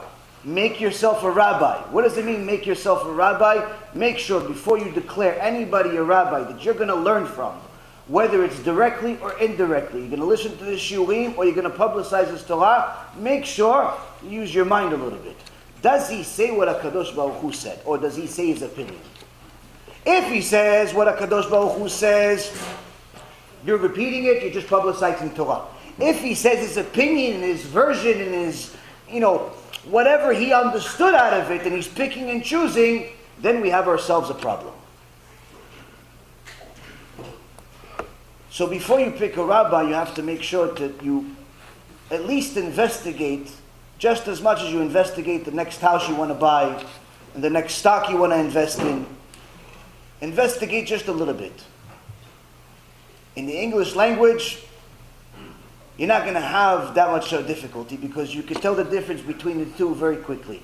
One tells you go to mixed dancing parties, and the other one tells you to stay away. It's very easy. One tells you go to AA meetings in the church, and the other one tells you to stay away. One tells you I'm going to bring the number one Catholic priest missionary to the actual kehillah to give him chizuk on Shabbat, like our dear friend Goldberg from Florida, who wanted to bring a missionary. And another one is going to say, listen, this is a asur. It's not allowed. Yeah, but people are going to hate you because you're not politically correct. Okay, so let them hate me. It's very easy to tell the difference. You just have to pay attention. Now, there was one time a big irua in Eretz Yisrael. All of the chachamim, all of the people that are important in the Torah world were getting together. One of the Gedolei Ador was coming, and the Rashi Yeshivot were coming. And one guy that was a Rosh Yeshiva that was known to be extra strict, HaKadosh Baruch Hu wanted to give him a personal shiur. So he arrived a little late. Like 5 minutes after they closed the door. And he wants to go inside. And he says, listen, I'm Rosh Yeshiva, I helped arrange the event, I have this. And the guy says, no problem, you have a ticket? No, I don't have a ticket. So I'm sorry, I can't let you in. He goes, what do you mean? But I'm this, but I'm that, and that. I'm sorry. He goes, yeah, but my son is with me. He says, your son? You're not son. I can't help you. And he's arguing with the guy for an hour and a half, trying to get in. And he can't believe that he did so much to get this event together, but he cannot see what's going on inside. After an hour and a half, the Gadol that was inside finished speaking and people started running out. One of his friends, another Rosh Yeshiva, saw him. He goes, hey, where you been? I didn't see you all night. He goes, no, come on, I can't believe you. And he gives him every name in the book. Every klala, it goes on this guy, poor guy. I can't believe you. You guys should be ashamed of yourself. You didn't check on me. I've been outside. He goes, okay, listen, I understand. You finished? You finished? No, I'm finished. Okay, listen, the rabbi's still inside. He's waiting till everybody leaves, but he's still inside. So come, I'll give you a personal meeting with him to make up for it. You were outside for an hour and a half after all. Come inside. So he goes inside, and the big rabbi says, Shalom Aleichem, and the Rosh Yeshiva says, yeah, Kvod Rav, how are you? All of a sudden everything's okay. And the friend tells him, listen, Kvod Rav, it's mamash kaparat avonot. This guy just went through. He's been outside for an hour and a half. He's one of the guys that helped arrange. He did this, he did that. He's a Rosh Yeshiva. He's a ish chashuv. He's so important. So he said, Rabbi, why don't you give him chizuk, because it's tough what he went through. So the guy is excited because he wants to hear chizuk from the Gadol Ador. So the Gadol says to him, can you tell me a little bit what you felt when you were outside? He says, well, Kvod Rav, it felt terrible. No, tell me a little bit. I know it's terrible, but tell me more. How did it feel to be outside? He says, well, honestly, Kvod Harab, I think I don't have to go to Gehinnom. That's how bad it was. So bad to be outside. It was mamash like Gehinnom. Because tell me more. How does it feel to be in Gehinnom? Kvod Harab, it's really terrible. I felt alone. I felt miserable. I felt like no one cares. I felt like this. I felt like that. And he starts going into 5 minutes of describing it. And the Gadol Adol says to him, now let me ask you a question. How many people did you reject this year in your yeshiva when they applied, but they were Sfaradim instead of Ashkenazim? They were Ashkenazim instead of Sfaradim. They were from this Chabad or that Chabad or this Keilah or that Keilah. How many of them did you reject this year? He says, many. He says, so maybe they feel the same way you did. Did you ever think that they also feel that after you reject them, that they're alone and no one loves them and no one accepts them, and even though they're trying, but just because their grandfather came from the desert and your grandfather came from some country in Europe, that's enough of a reason to reject them? Or maybe because they don't pronounce the word the way you do, and maybe because they don't have enough money or they don't have enough this, but you decided, no, they don't belong among the rest of us. So HaKadosh Baruch Hu gave you a tikkun in this world. You should say thank you. Rabotai Yekarim, the Sinat Chinam doesn't just come from the Sephardi guy doesn't like the Ashkenazi guy doesn't like the Sephardi guy, the Yemenite doesn't like anyone because no one knows how to speak. No, it's not just that. It's even among each other. Chazal tells us in the Gemara that even if you have one keilah, one minyan of people that actually have achdut, actually have a common goal, actually do not have a machloket, they simply come, they pray to HaKadosh Baruch Hu. The overall mission of the keilah is the same. 10 people, Mashiach comes on the spot. 10 people in the entire world, doesn't say in Eretz Yisrael, anywhere in the world. Now, on one hand, this should encourage us. We should get 10 people. On the other hand, it's very discouraging that we haven't been able to succeed for 2,000 years. So, when it comes to the Torah and mitzvot, it's not necessarily just learning the Shas by heart, or the Gemara, or this one, or it's not just about that. It's learning how to apply these things to your life, and understanding that when HaKadosh Baruch Hu says something, He's not joking. He's serious. You may not take Him seriously, but for sure He's serious.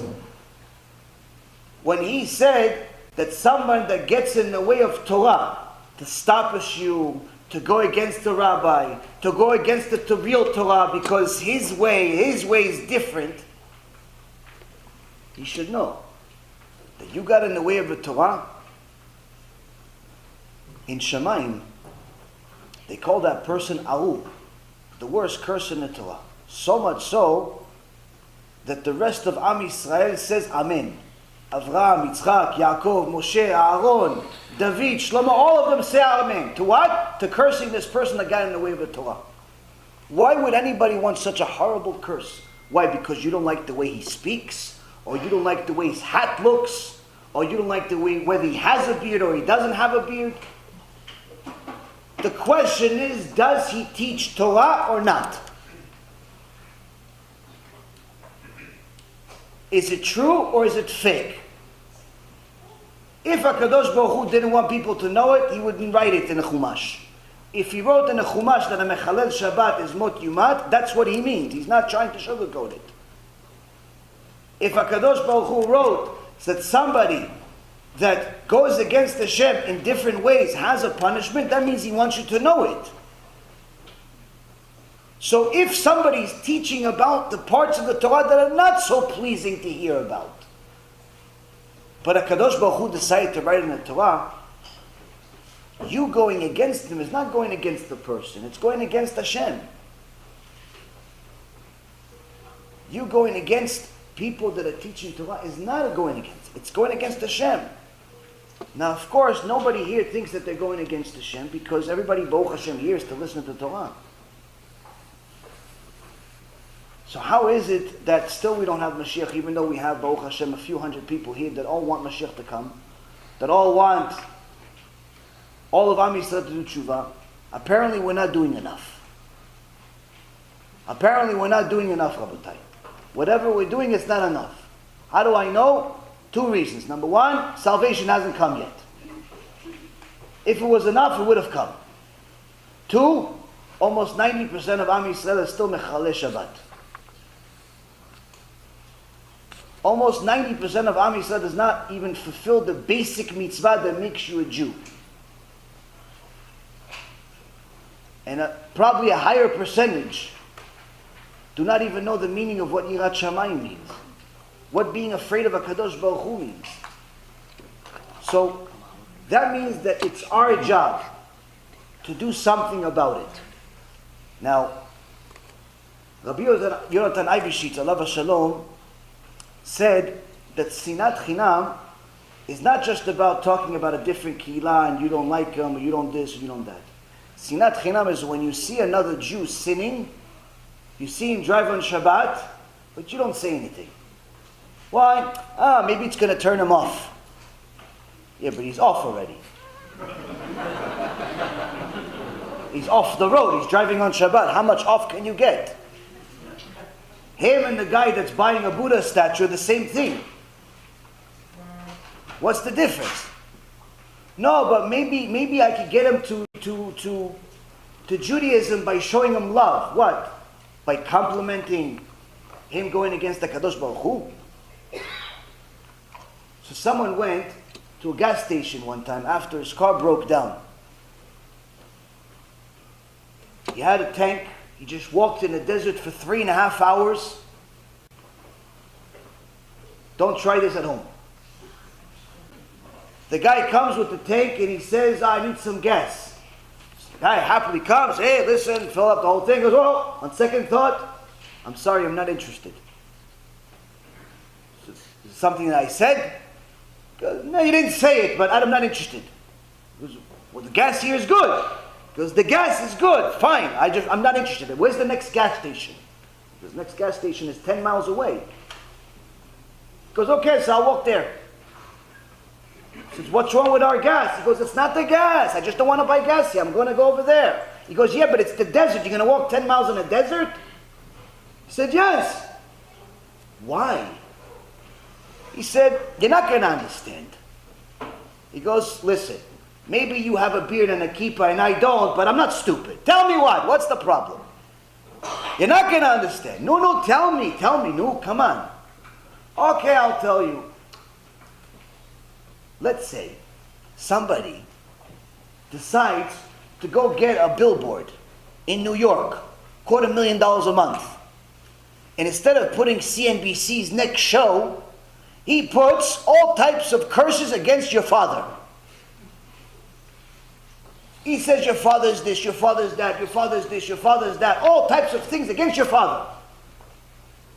Are you going to do business with him? He goes, what business with him? Where does he live? I'll find him right now. He goes, okay, so that's my point. He says, what are you talking about? I don't even know your father. He goes, maybe you don't think you know my father, but you have a sign over here that says that you do business 24 hours a day, 7 days a week. That means that you are not only violating Shabbat, but you're advertising it to the public that you are going against my Father in heaven. And you want me to do business with you?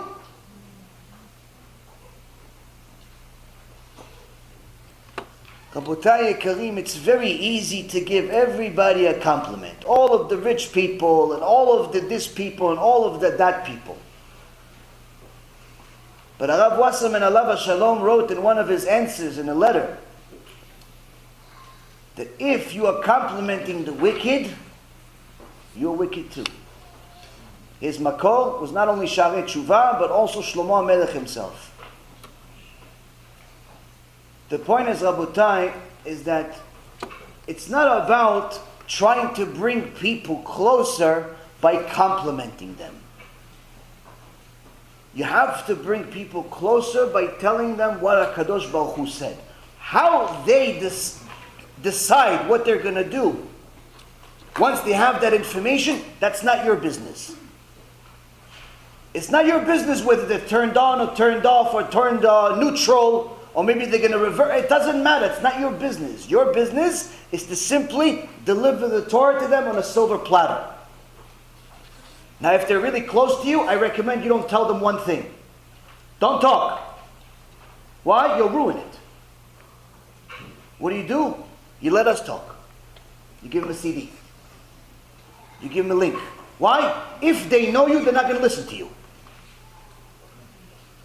If they're your father, they're your mother, they're your brother, they're your sister, they're your workmate, they're not going to listen to you. Why? They know you since you were like in diapers. How are they going to listen to you now? Why? Because you have a beard now? Okay, so your beard with diapers. They know you from a long time. They know you when you used to go out with the Goya. They know you when you used to go to the bars. They know you when you used to be a promoter in clubs. Hashem Yirachem on those people. They know you when you used to sell clothes to women that weren't exactly Bat Israel. They know you had the store for those women that work in those places. Well, you made a lot of money. They know you since then, before the beard. The beard comes for free. That's why the goat has it too. But the point is, Rabotai, they know, so they're not going to listen to you. So what are they going to do? They're going to listen to a stranger. Why? That's the only version of them that they know. So you give them a CD. You give them a link. You press share. Right or left finger, same price. The point is, you try to be a Mizrachi Rabbi. Try to help the public by bringing them the truth. Not your version of the truth. Not what you think is too hard or too weak or too this or too that. Just the truth. Uncensored truth. What did Hashem say? Share. That's it. Nothing else. If you have more than just a finger, you work for a living, you make a few shekels above your bills, which is rare in this day, but you actually do, you could actually use money too for that, not just to buy stock, believe it or not. Money is not just for buying stocks. You can actually do other stuff with it. It's not even buying houses too. You could do other stuff with it, like kiruv, like helping Am Yisrael do tshuva. The point is, Rabotai, is that you could all become little messengers of HaKadosh Baruch Hu by simply taking a little bit of time of your day to publicize Torah. Now, the Mishnah in Avot says that Kol HaMezakeh et HaRabim en chet ba'al yado. Someone that encourages the public to get closer to HaKadosh Baruch Hu, HaKadosh Baruch Hu has special treatment of this person when it comes to giving him different tests. He also says to the prophet Jeremiah, Im totzi akar mizolel kepi tiyeh. If you bring somebody that used to be a criminal, somebody used to drive on Shabbat, somebody that used to be Hashem Yirachem, all types of other sins, and you get this person close to Hashem, you get him to start praying every day, put on tefillin, listen to Torah, learn Torah, real tshuva, not fake tshuva like he did a few mitzvot, but he's still going out with a goya. Real tshuva. He changed his life. Not that he's going to pray all day, but that he goes to clubs on weekends. Somebody that changed his life. Somebody that's an Eved Hashem, not the fakers. There's plenty of those. They put on tefillin and before the pork sandwich. No, Rabbi, it wasn't pork. Where was it? Where'd you get it from? It was Subway tuna sandwich. Oh, Subway's kosher now? Well, no, not really. Okay, so it's pork. What do you mean? Well, the bread. You know what's in the bread? Oh, I didn't check. It's pork. Yeah, but it's a tuna sandwich. Yeah, the tuna is fine. The tuna's a fish until they put pork on it. Yeah, but it's salad only. Okay, so the salad is worse than pork. Why? It has worms. You should say shakol. Not borei pri adama. All the worms that are on it.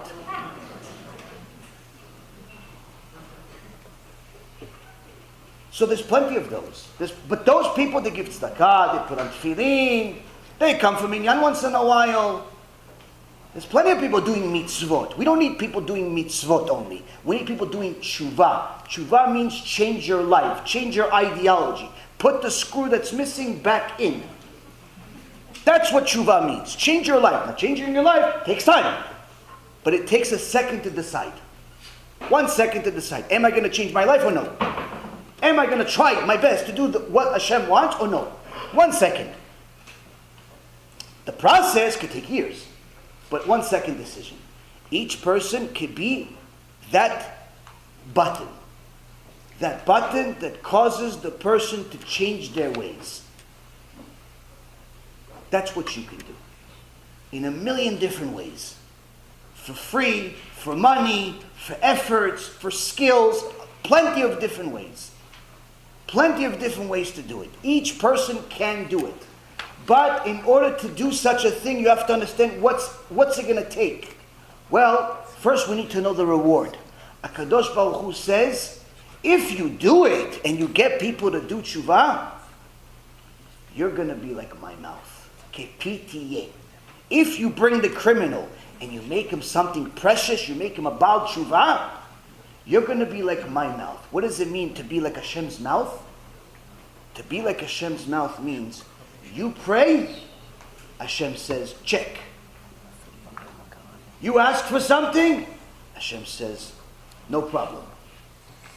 You need something, check. Why? That's how we live. All three of our lives are living miracles. I don't know the financial situation of everybody. All I know is that it has to be a miracle. Why? We're here. We're all supposed to be in businesses, running a bank, running a company, running this, running that. But no, we're doing this. For what? For free. For free. How? How do you pay for the mortgage? How do you pay for the rent? How do you pay for the car? How do you pay for $52? For heaven's sake, gas just to get here. I don't know. Hashem sent it. What? Did you fill in some clock somewhere? No. Did you collect, did you do something? You charged for a lecture yesterday? No. So how did you do it? I don't know. Hashem paid. Hashem paid. There's plenty of people that charge for lectures. But that's also why they don't necessarily tell you the same thing. Why? Because if you pay, you could also make the decision of what they say. So you see, Rabotai Yekirim, HaKadosh Baruch Hu says, if you help people do tshuva, you ask for something, HaKadosh Baruch Hu is simply going to fulfill it. You don't need to be a speaker. All you need is to have ratzon. Just the will to help other Jews do tshuva. That's all you need. But in order to do that, in order to have success at doing kiruv, at helping Am Yisrael do tshuva, you cannot just have willpower by simply exercising your arms by giving CDs away. You cannot have willpower just by pressing the button on the internet for your PayPal to press, send money, send money, send money. That's not enough. You have to have merit. You have to have merit, meaning HaKadosh Baruch Hu needs to want your kiruv. And the only way to get that is with Torah. Is by learning and fulfilling the Torah yourself. You cannot be a kufer with a nightclub and expect to help people do tshuva.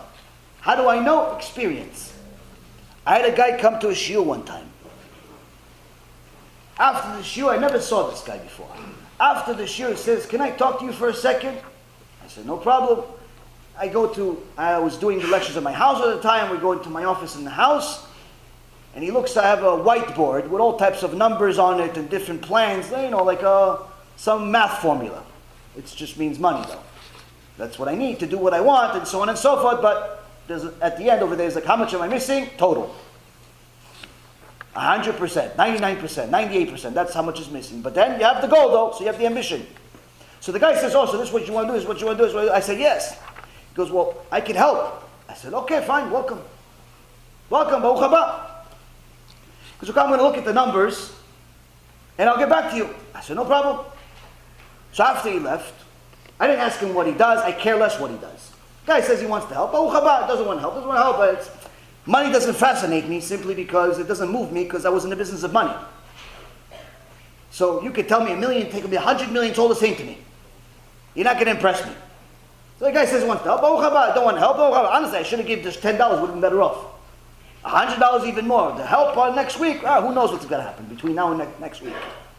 So I said, Baruch haba, call the numbers, do the numbers, whatever you want, no problem.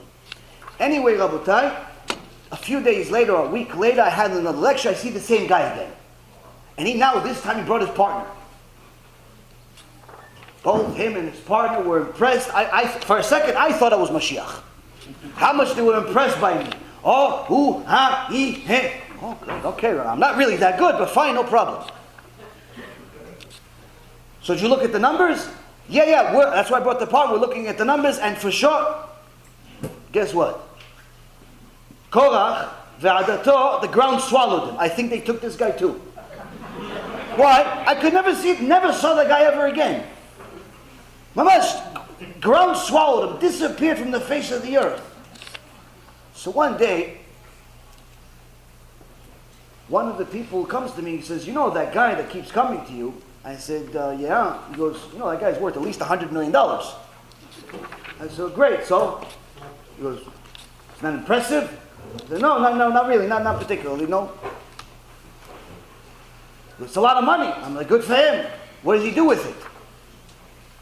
He says, well, he has nightclubs. I said, now I understand why HaKadosh Baruch Hu swallowed them up. Why? It's impossible to be a Machtia Rabim and a Mizrachi Rabim at the same time. There is no way in the world that HaKadosh Baruch Hu is going to allow someone that causes people to sin also to help them do tshuva. Why? You cause 25,000 to sin every night by going to your nightclub, but at the same time you think he's going to allow you to actually do real tshuva and get other people to do tshuva? What do you think Hashem is? What do you think of Hashem? Meaning, Rabotai Kareem, it's not just about doing something kosher as far as helping other people. It's also being kosher ourselves. We have to rebuke ourselves. We have to work on ourselves. We have to look in the mirror and see ourselves instead of everything behind us. So, if you want the blessing that could literally give you anything and everything you ever need, HaKadosh Baruch Hu says, available. But there are certain requirements. There are certain things that are needed. It's not so hard. All it requires is the willpower and effort to do tshuva yourself and to help other people. This, Rabotai Kareem, is my message today to myself. Hopefully you learned something from it as well. Be'ezrat Hashem na'aseh v'natzliach. Bechavod Kvod Harav Mizrachi.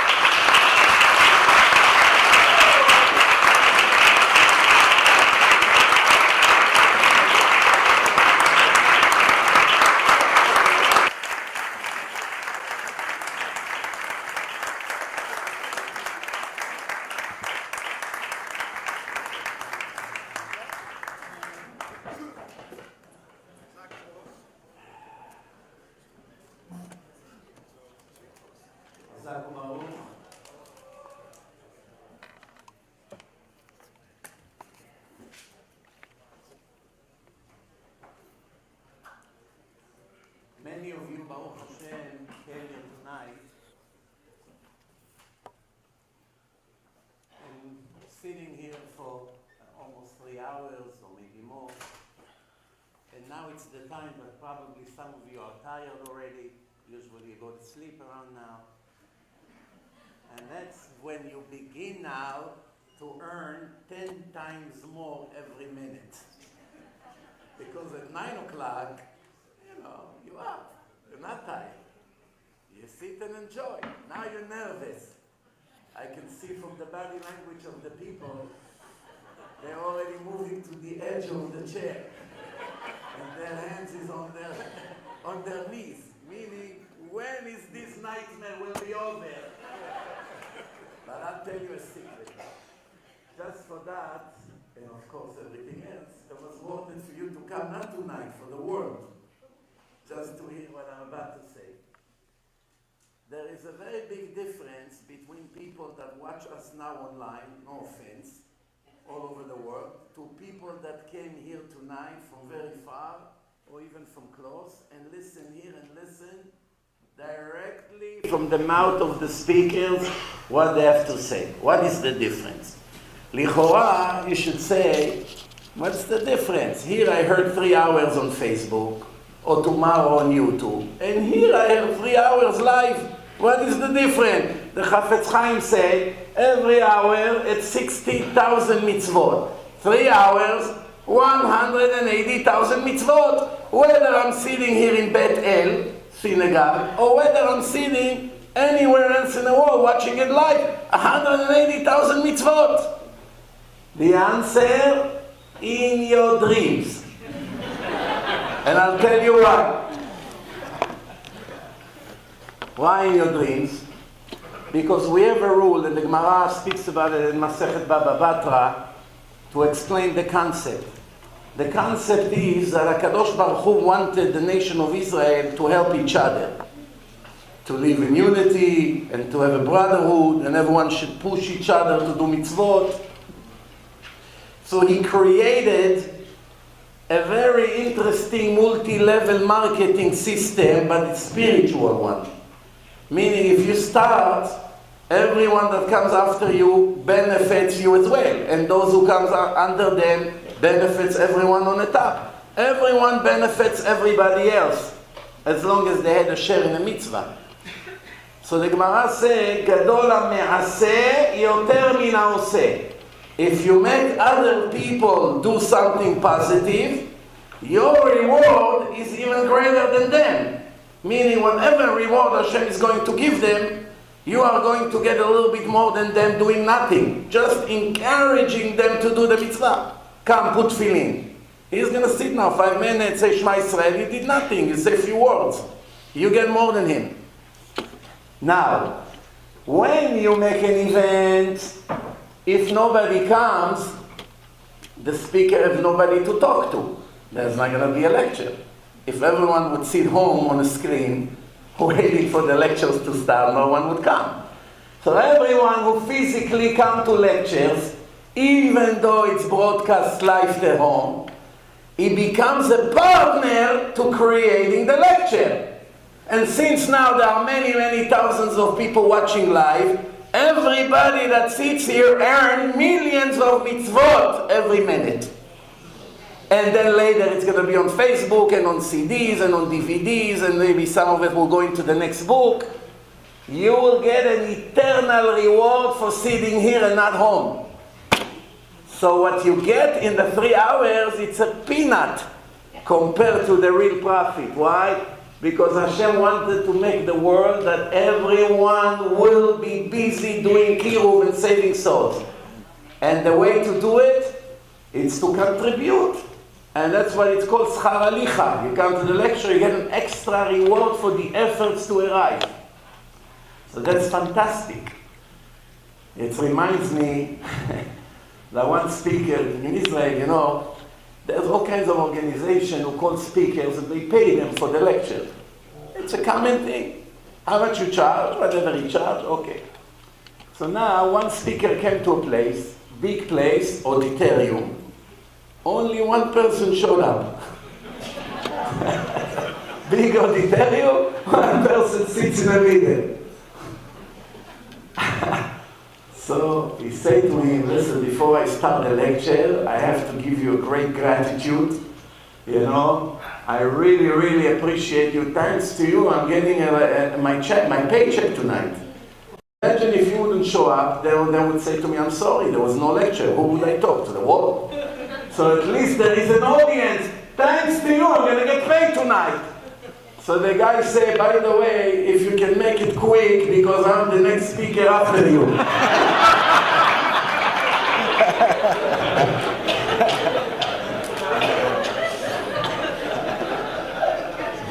Speaking about auditorium, it reminds me of a very big miracle I had about a year ago, or maybe a little more in Israel.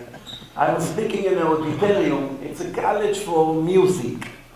A nice big auditorium, lots of people. At around 11:15 at night, I asked the people a question. Anyone here can tell me why it's better to be a human being and not a cat. Everyone looks at me, where this guy came from? I don't want to be a cat. I started to give them example of some cats that inherit a lot of money and they get massage and great food and a special doctor and they take them on trips and they run in the backyard. They have the best life. They don't sit in a 405 in LA, 3 hours in traffic every day, working 10 years to pay for the bathroom of their house. They have great life, these cats. As everybody trying to convince me why it's better to be a person than not a cat, all of a sudden, I see hundreds of people got up like this in the middle of the lecture. You remember, I sit on the stage, and when everyone gets up and look at the floor, I cannot see what happened. So I was wondering what happened just now. Everyone goes like this, oh my God, oh my God. A big fat cat walked in from the street. You have it on video. I know, if you won't see it, you think I make it up. Go and watch it live. You can see it, I mean not live, you can see the recording. 11:15, just when I speak about the cat, a cat walked from the street, big fat cat on the stage, sat next to me. I said that probably this lecture is for the neshama in this cat. Showed up. Unbelievable. And then people ask, Rabbi, do you believe there is a God? What are the odds? So before I start my lecture, relax, it will be short this time.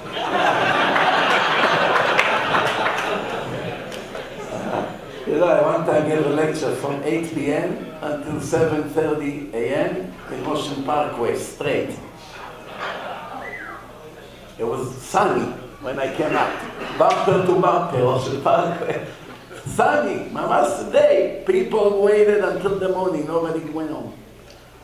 As you can see, I'm holding a very important book that my very dear friend wrote, Rabbi Golan from the Bedding here in Queens. We know each other for years.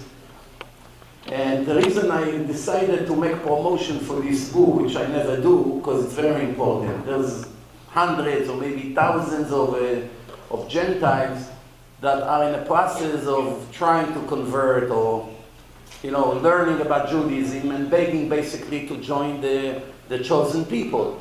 Plus, there are many Jews that have no idea about Judaism and they're starting to keep the first mitzvot in their life, not knowing what to do.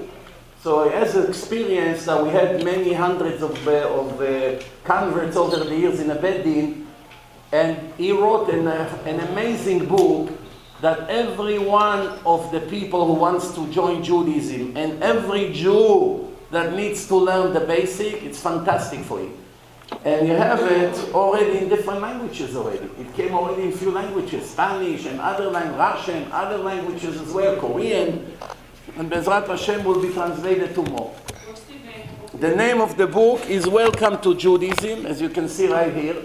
And Baruch Hashem, the reason I wanted to promote it is because anyone who would like to sponsor or to help him to bring this book up to the public is right here, or you can get him through me.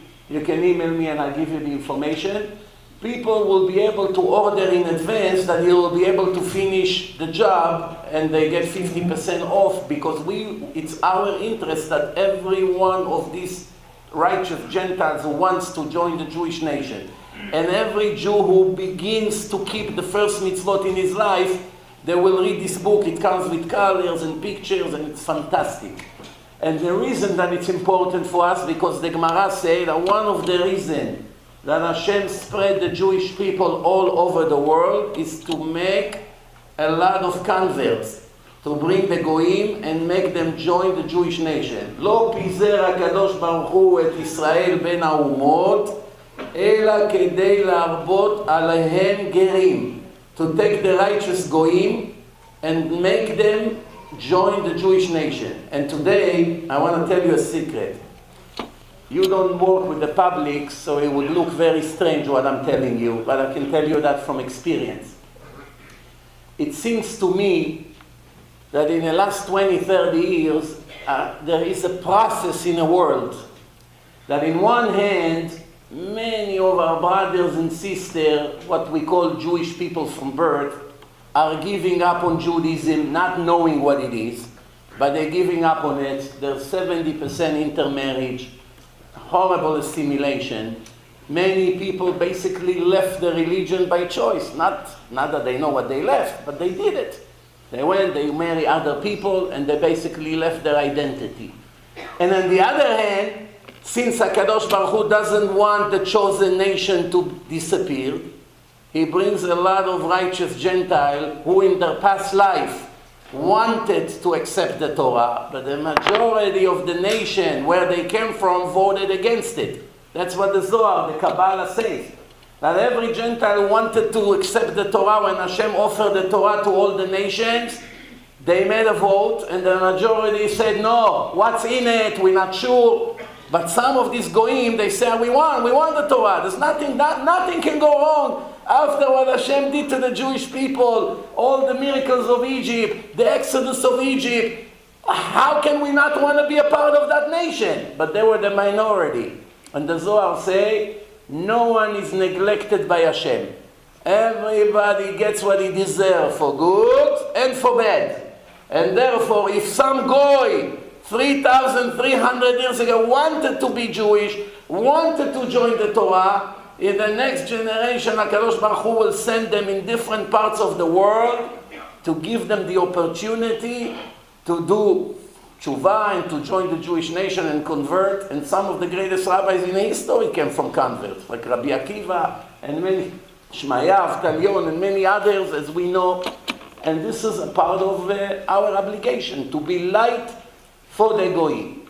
Now, I would like to basically continue with something very interesting that we all have. We all have challenges and tests, many nisyonot in life.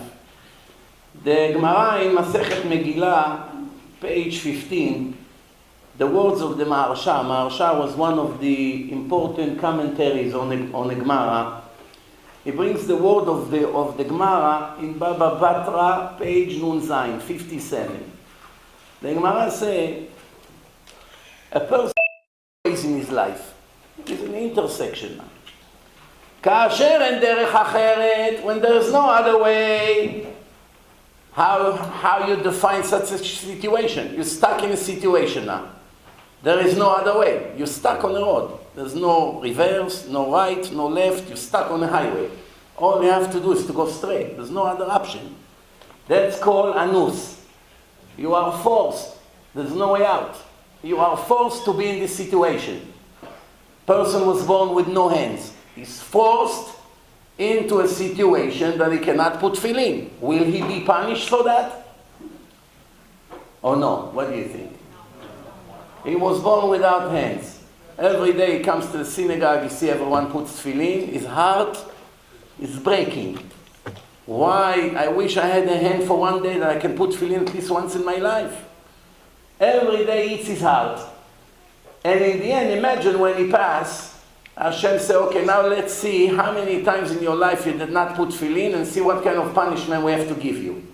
Make sense? Does not make sense. Why?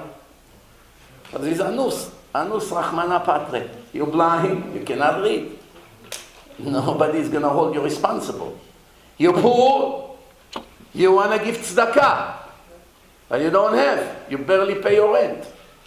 Will Hashem hold you responsible for not giving tzedakah or no? Yes and no. No, I know what you already know the answer for no. But who can tell me the answer for yes? Yes? Everyone can give 1 penny. 1 penny won't make any one of us do the right thing. The PayPal fees will be 35 cents on that table. So we will be bankrupt with 1 penny donations. Yeah. Huh? Give your time? That's very interesting. Give some of your time. But I'm talking real money. Priorities. That's what he says. Time contribute in different ways. Remember what I said 2 minutes ago? Make other people give. Whatever they give, it will count you gave more. You can be poor, broke, in bankruptcy, barely pay for a sandwich, and you can give more tzedakah than a very rich guy. If you convince your rich uncles and friends and who knows where to come and help to do good things, everyone who will follow your advice count like you gave. So a poor person in this world can live the world with more tzedakah than a very rich guy.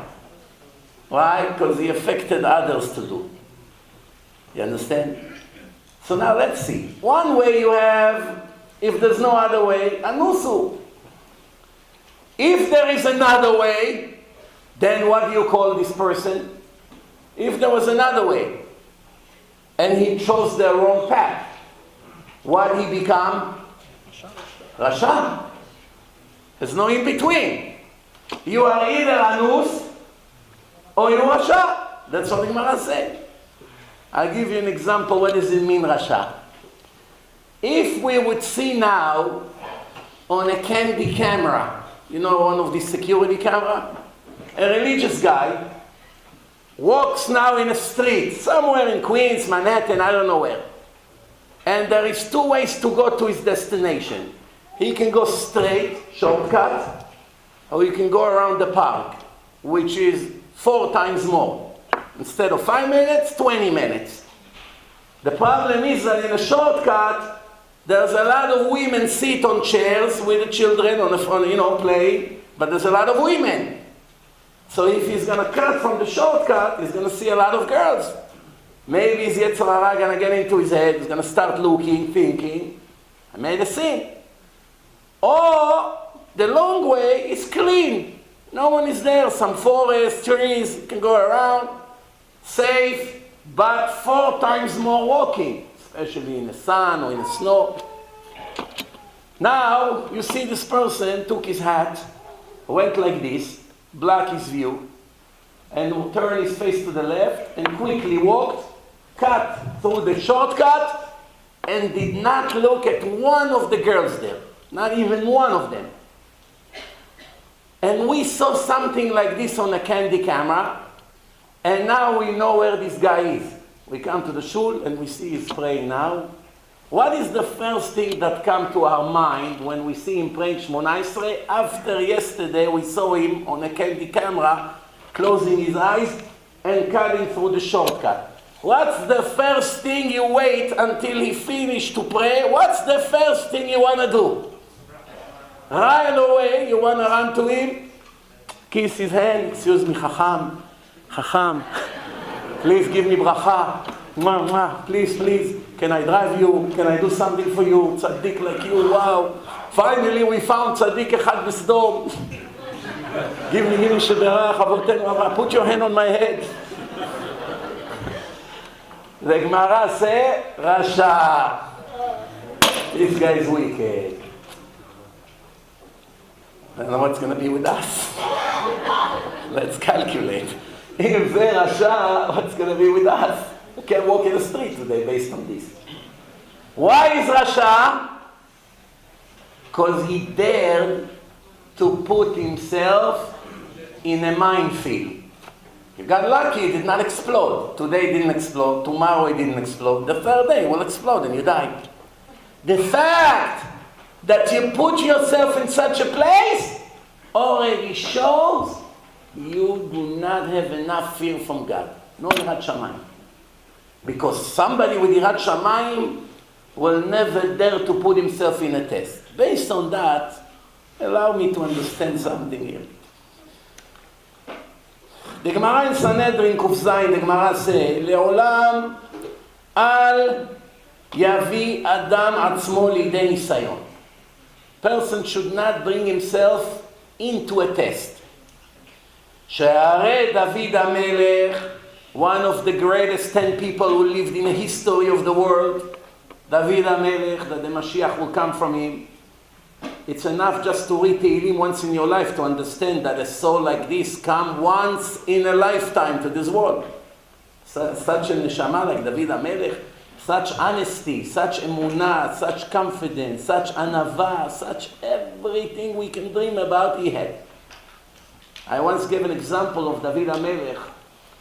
How many people praying to Hashem to help their enemies to find them and kill them if they're guilty? When we know the police is chasing us and we're hiding somewhere, we read Tehillim and pray all day, Ribono Shel Olam, save me from this wicked police, this antishemin. What? They hate me because I'm a Jew. Please save me from the Yaron, save me from the Arab, save me from the neighbor.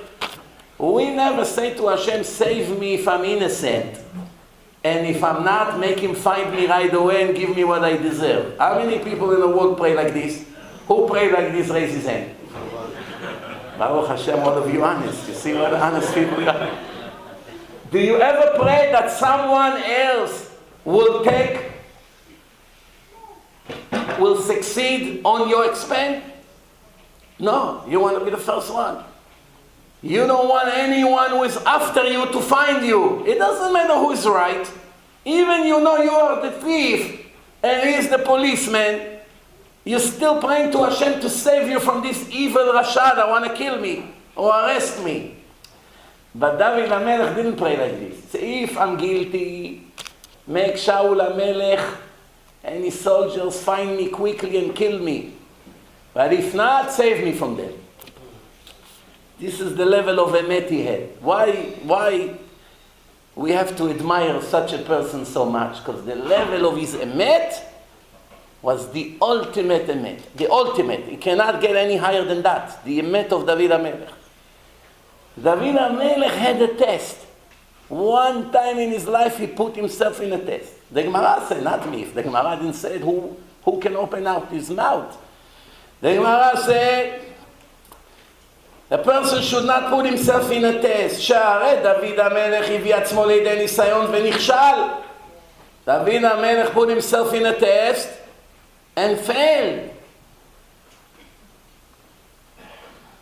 But we have a question. David HaMelech had only one test in his life. I can name to you 1,000 tests that I learned in my life about his life. Shaul, his son, his other son, Amnon and Tamar, so many problems. His father threw him away, said, listen, you may be not my son, go take care of the sheep, don't be around too much. Everyone called him Mamzer, poor, isolated. Such a horrible life he had. That's why in Tehillim, what we read in the Hallel, he said, Ani avdecha ben amatecha. He doesn't say, Ani avdecha ben avdecha. His father was Ishai, the biggest tzaddik in the world. One of the 4 biggest tzaddikim lived in a history who never made one sin in his life. That's his father. And instead of giving the credit, I am the son of the biggest tzaddik in the world, and one of the biggest in the history, who does he give the credit to? To a housewife.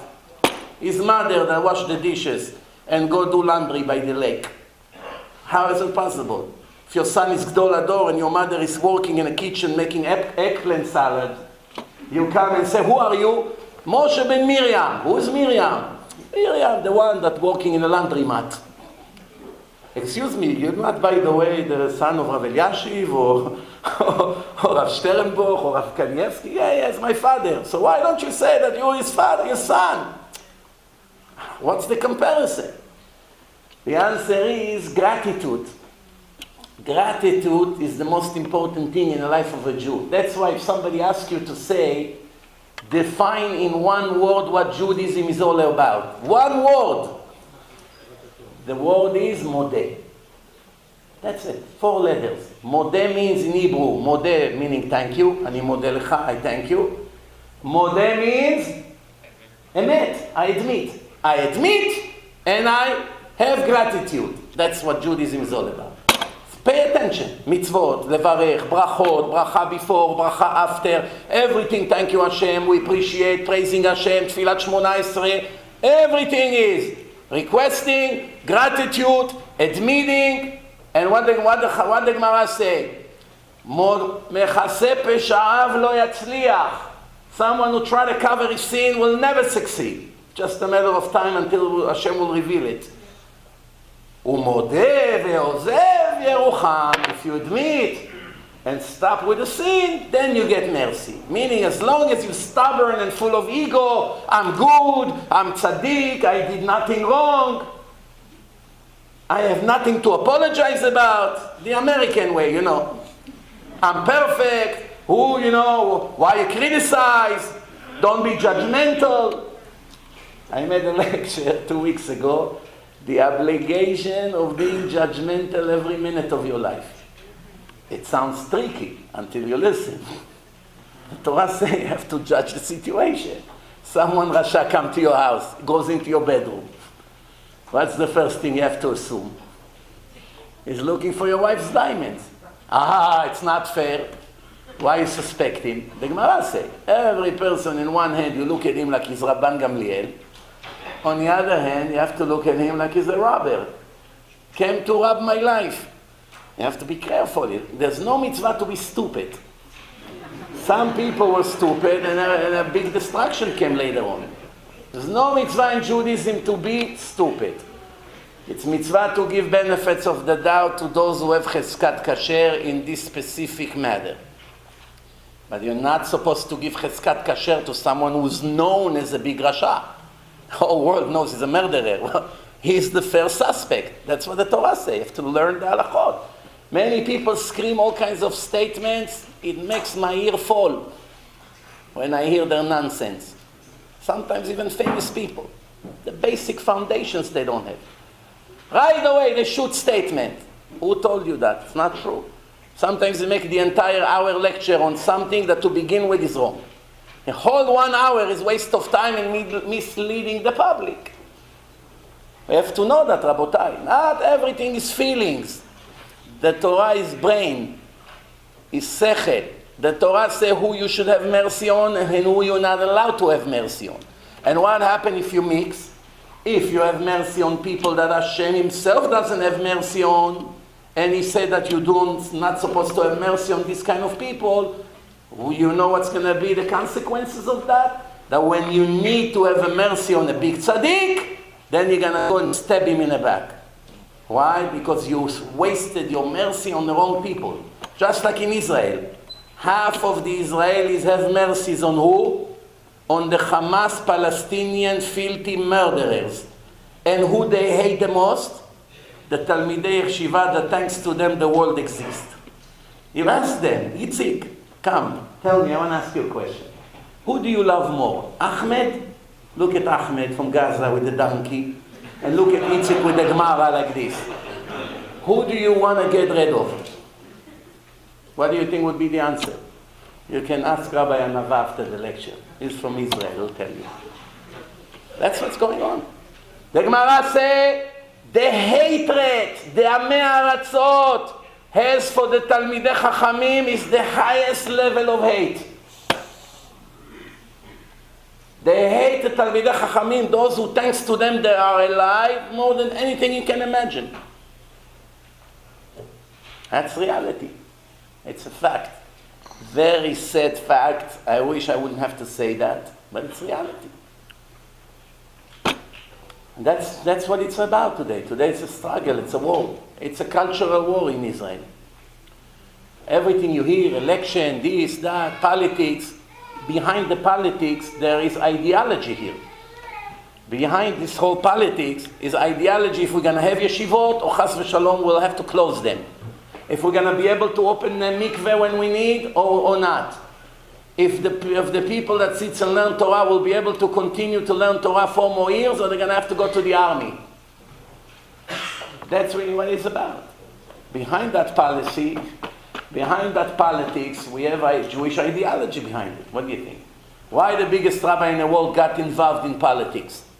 That's the last thing they want to waste their time on. Because it's not politics, it's a fight if we're going to be able to keep the Torah and the mitzvot, or chas v'shalom, Israel will become London. That's what it is. That's what the fight is all about. So I started to give an example here with David HaMelech. I can give you thousands of tests that he had in his life. Many of them. Why the Gemara say, David HaMelech put himself in one test and failed.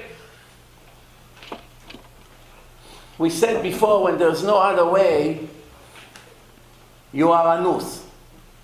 When you are anus, HaKadosh Baruch Hu is with you in a sin, or he left you when you commit the sin?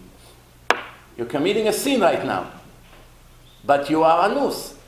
You're in a situation that there's no way out.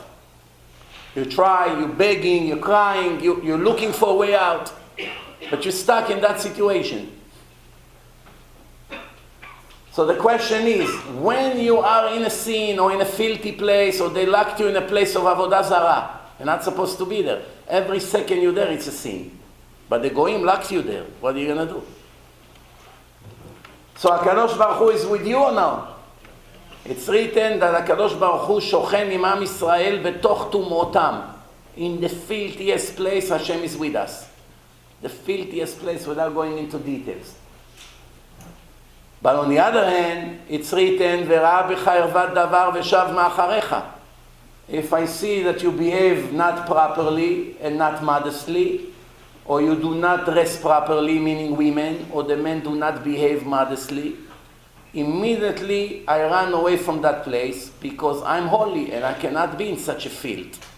So which one is the truth? What's going on? So like this, Rabotai. כשאין דרך אחרת, and there's no other way, השכינה אינה עוזבת אותו. Hashem is with you holding your hand. But when there is another way, immediately Hashem leaves you. השכינה אינה מתלווה אליו. You had two ways. You chose the dangerous way. Immediately Hashem left you. No siyata dishmaya and no supervision. If you are forced, I will save you, I will protect you, I will help you to overcome the situation. אין דגמר עשה, בכל יום יצרו של אדם מתגבר עליו ומבקש להמיתו. Every day the Satan is trying to put you down and kill you. Not physically. Physically it's not in his hand. He can only kill you when Hashem will send him the message. But every day he's trying to kill your neshama. גדול המחטיאו יותר מן ההורגו. If he kills your neshama, it's for eternity. ואילמלא הקדוש ברוך הוא עוזרו, אינו יכול לו. And if Hashem would not help, there is no chance to overcome the evil inclination and the Satan. So how can it be if Hashem left me, how is it my chance to overcome the nisayon? The answer is, once you enter there, you're finished. The idea in life is not to put yourself in the test. If the test was forced on you, don't worry, you are nus. Hashem is with you. Everything is supervised. So now we have a new understanding in the words of the Gemara. A person should not bring himself into nisayon. Just like David HaMelech one time asked Hashem, test me. David HaMelech said to Hashem, I want to be the fourth wheel in your carriage. You have Avraham, Yitzchak, and Yaakov. I want to be the fourth one. You have one missing. One wheel. Make me the one. Hashem said, no. You're not in that level yet. What do I have to do to be in this level? They had very serious tests and they survived, and you did not have a serious test and survive. So what did he say? So put me in a test. Not supposed to. What do we say every morning in a tefillah? I'm begging you, don't give me test. Please, I'm good the way I am. Don't give me any test. I give up. I know who I am. I know myself. Person knows himself the best. Person live in denial, like Rabbi Yaron said. We all live in denial, some more, some less. But in reality, nobody knows you more than yourself and Hashem, of course. I'll give you a proof. One person was on a trial for murder. Trial for murder. The jury in America, they're about to rule in his case, guilty or not guilty. Just before, it was already a done deal. Everybody saw that this guy is a filthy murderer. That's it. Everybody understands that. The audience, the jury, the judge. A minute before they conclude the closing statement, the lawyer of the defendant, he got up And he said to the jury, ladies and gentlemen, before we conclude this trial, I have a very important message to give you now. Oh, I got nervous. What? In exactly 10 minutes, the real murderer will walk here through the door, and all of you will have the shame of your life when you see that you were about to send to a dead wall an innocent man. Your Honor, 10 minutes, please. I'm asking for a break for 10 minutes. Everybody's what? Yes, just wait 10 minutes and you see. 10 minutes, everyone is talking, lots of noise. 9, 9.5, 9:55, 58, 59. 10 minutes. Everybody looks at the door. What do you think happened? Huh? A cat walking.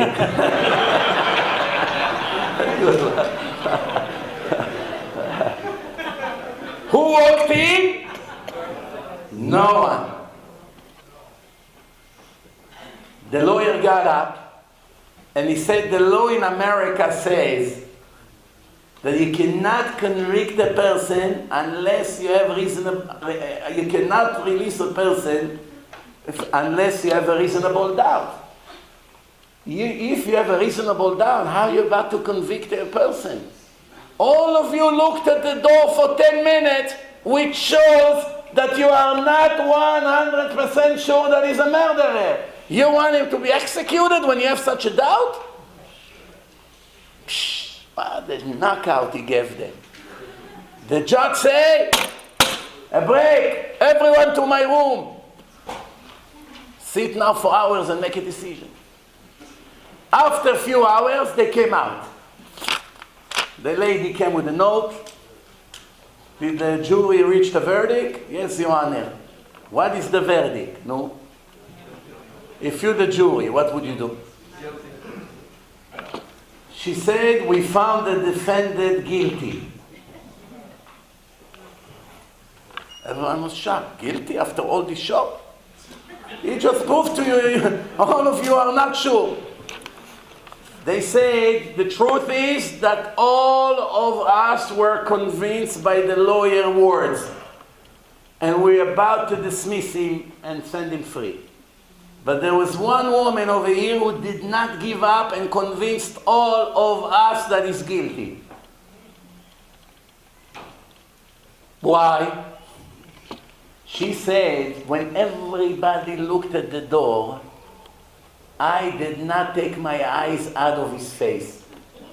I looked at him non-stop, and he's the only person in the courtroom who did not look at the door even one time. Because he knows he's the murderer. If he was innocent, he was waiting for the Mashiach there. You got it, Rabotai. We know who we are. You can put a show here, the world is a stage, everyone is an actor, we know all this. The question is how we get out of there.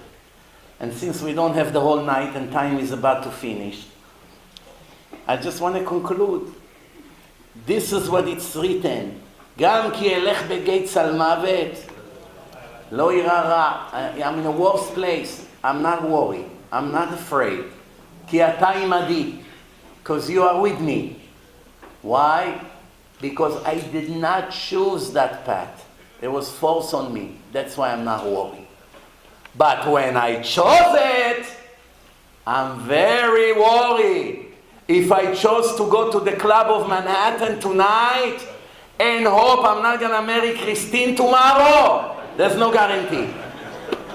But if it was forced on me, I'm counting on you to help me because it wasn't my choice. So it's all about choices. That's what it's all about. This is a very important principle, Rabotai. Very important. Most of the people are not aware of this. That there are two different kinds of tests. There are tests that we bring on ourselves. You go to the casino and you lose money. Oh, okay, listen, it says that מזונותיו של אדם קצובים לו מראש השנה עד ראש השנה. So whatever I'm supposed to get, a house, food, car, children tuition, I'm going to get anyway. So what if I lost in a casino? No, my friend. Hashem already gave you what you need for this year. You decided to go and burn the money, it's a problem. But sometimes a person can force Hashem to do something that he doesn't want. Literally force Hashem to do something he doesn't want. If a person go and open a business that is shady, it's not a kosher business. He has 7 children to feed. He has a wife, she's a righteous woman. Now Hashem is thinking, what is going to happen now? If I make him bankrupt, these children will be on the street. There are going to be consequences. This low life is forcing me to give him money through this dirty business. And I have no choice. He put me in that position. This is what Hashem said to a person, you made me a lot, you brought me a lot of bothering. You bothered me a lot. I had to take care of you before you came out to the world and since you were a baby and to do so many things to you. And give you so many things, and what do? You take it from me, never say thank you, and use it against me. And I am forced to continue to give you more, knowing you use it against me tomorrow also. Because I had to give you 80 years of life. That's the test of your life. So I have to give you tomorrow more oxygen, knowing you're going to get me angry again. More money, knowing you're going to drive in Shabbat and put gas in your car and drive to your picnics. I'm giving it to you, and you use it against me. And never say thank you. So this is what it means, רבותיי, בדרך שאדם רוצה ללך מוליכים אותו. You choose the path, no one chooses it for you. That's what you chose. You made me your partner in everything you do. I'd rather be your partner when you learn Torah, when you do mitzvot, when you do kiruv, when you give money to the poor people, when you support yeshivot. For that, I'm very happy that you make me your partner. I give you oxygen for a good cause. I give you money for a good cause. I gave you a brain for a good cause. I'm happy what you do with the gifts that I gave you. But when you use it against me, I see that I am a partner to a crime against me and against the truth. Why is Hashem the partner? Because that's the rules of the creation. I give you oxygen for X amount of time, even when you make sins. I don't force you to make mitzvot. I don't kill you when you made a sin. If that's the way it was, that every person who make a sin will die right away, after one Chilul Shabbat, everybody will be dead. How many people will be left in the world? 2 minyanim maybe. So why Hashem gives Mechalel Shabbat millions of dollars and success and is the Prime Minister of Israel or a judge in a Supreme Court? And everybody bowed down to this Rasha. Why is it? Because if everyone would light a cigarette on Shabbat, it will explode in his face and he'll die. Not one person will ever break Shabbat. But nobody deserves a reward. With a gun to the head, even Arafat would keep Shabbat. With a gun to the head. You want him to get a reward for it? That's not a way to become religious with a gun to the head. The idea is it will eliminate the free choice completely. Completely eliminating the free choice. So Hashem says, I'm giving you, I'm helping you, but at the same time, everybody will be judged. Et hakol yavi Hashem b'mishpat. Ayin ro'a, ve'ozen shomat, ve'chol ma'asecha b'sefer nichtavim. You are recorded by video. You are recorded by audio. And everything will be analyzed word by word every second of your life. One person came to the Rebbe Mikorsk and he said to him, Rebbe, you are the religious people are too fanatic. I'm also traditional. But you're too much, I can't. I try to be Baal Tshuva, but believe me, I ran away. Why you ran away, Itzik? I'll tell you why. Everywhere I go, the religious people, אין עוד מלבדו, there's no one but Hashem. שיוויתי Hashem לנגדי תמיד. Hashem is in front of my eyes every second of my life. I cannot live with such intimidation. It's intimidating. What is this? Ma, walking around with a video camera around me, recording me? I'd rather die. By the way, do you really believe yourself that you say, אין עוד מלבדו, שיוויתי Hashem לנגדי תמיד? You really believe that a person can think only about Hashem all his life? Do you really believe? I want you to prove it to me. The Rebbe said, no problem. He took two big Hasidim, take him to the lake. They grabbed him, they took him to the lake.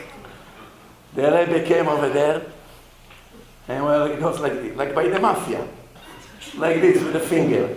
The two Hasidim grabbed his head, right, drowned him in the water. He's fighting, put him inside for 30 seconds. The Rebbe goes up. He comes up. The Rebbe goes down. Push him down again. Up, down, 20 minutes.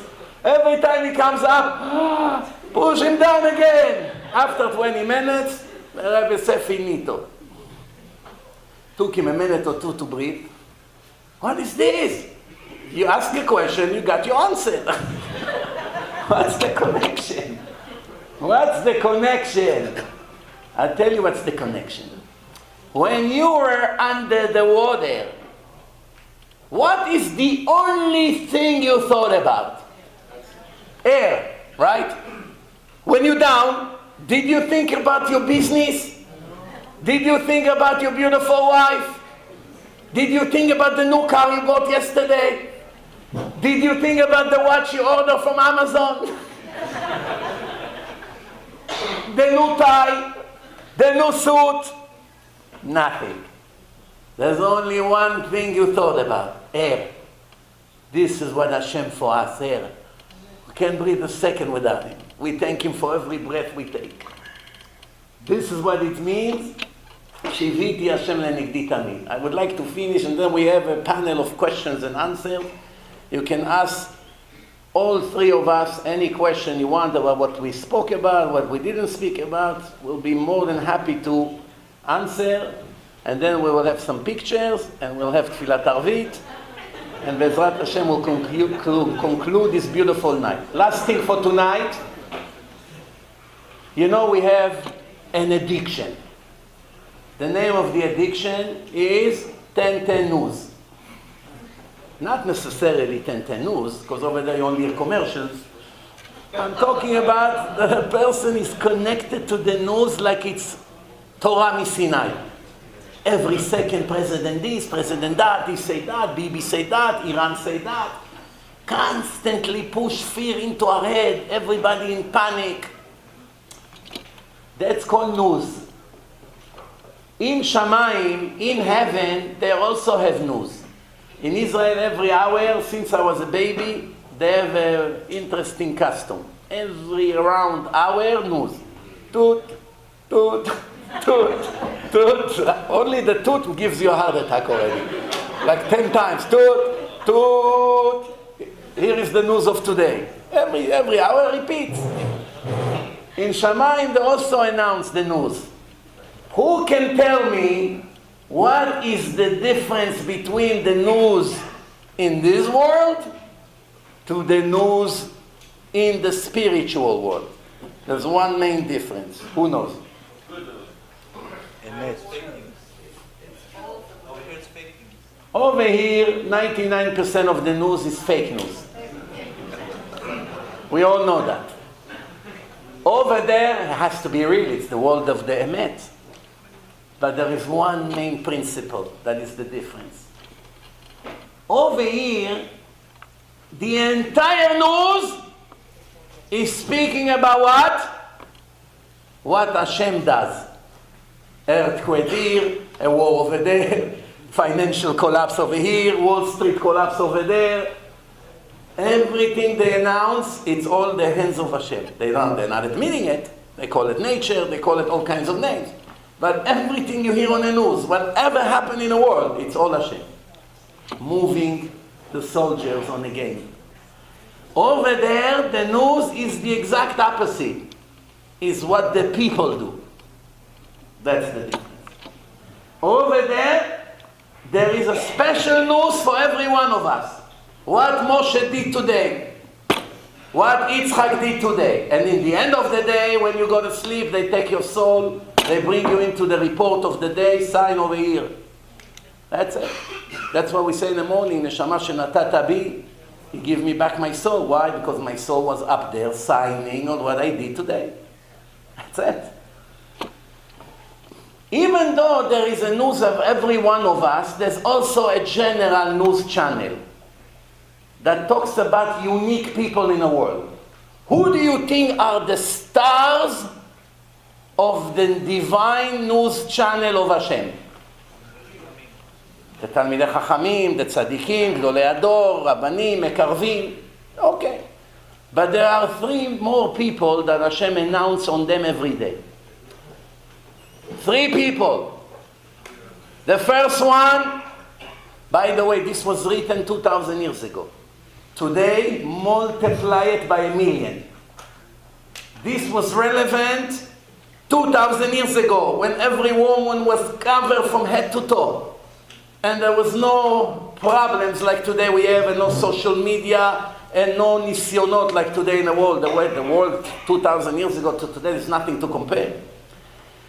3 people Hashem announced.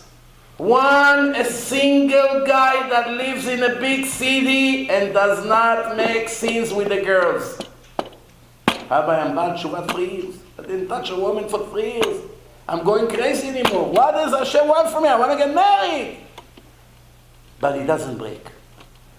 What's with you, Itzik? You alone? Why don't you come for a cup of coffee? He doesn't put himself in nisyonot. He knows his limitation.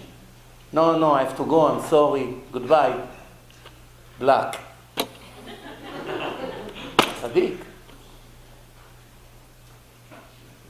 The cities, why they say city? Because if you live in a forest, there's nobody there. There's no nisayon. The whole idea is he lives in Manhattan or Queens or Kings Highway.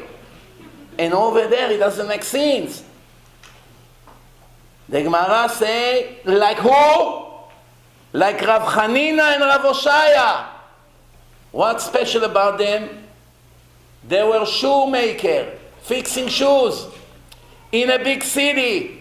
Every day women bring their shoes to fix. Wasn't like today, made in China, you press few buttons and tomorrow Amazon Prime. It's by the door. $50, brand new shoes. It was a different world back then. You wear the same shoes 40 years. And not one time they raised their face to look at the women.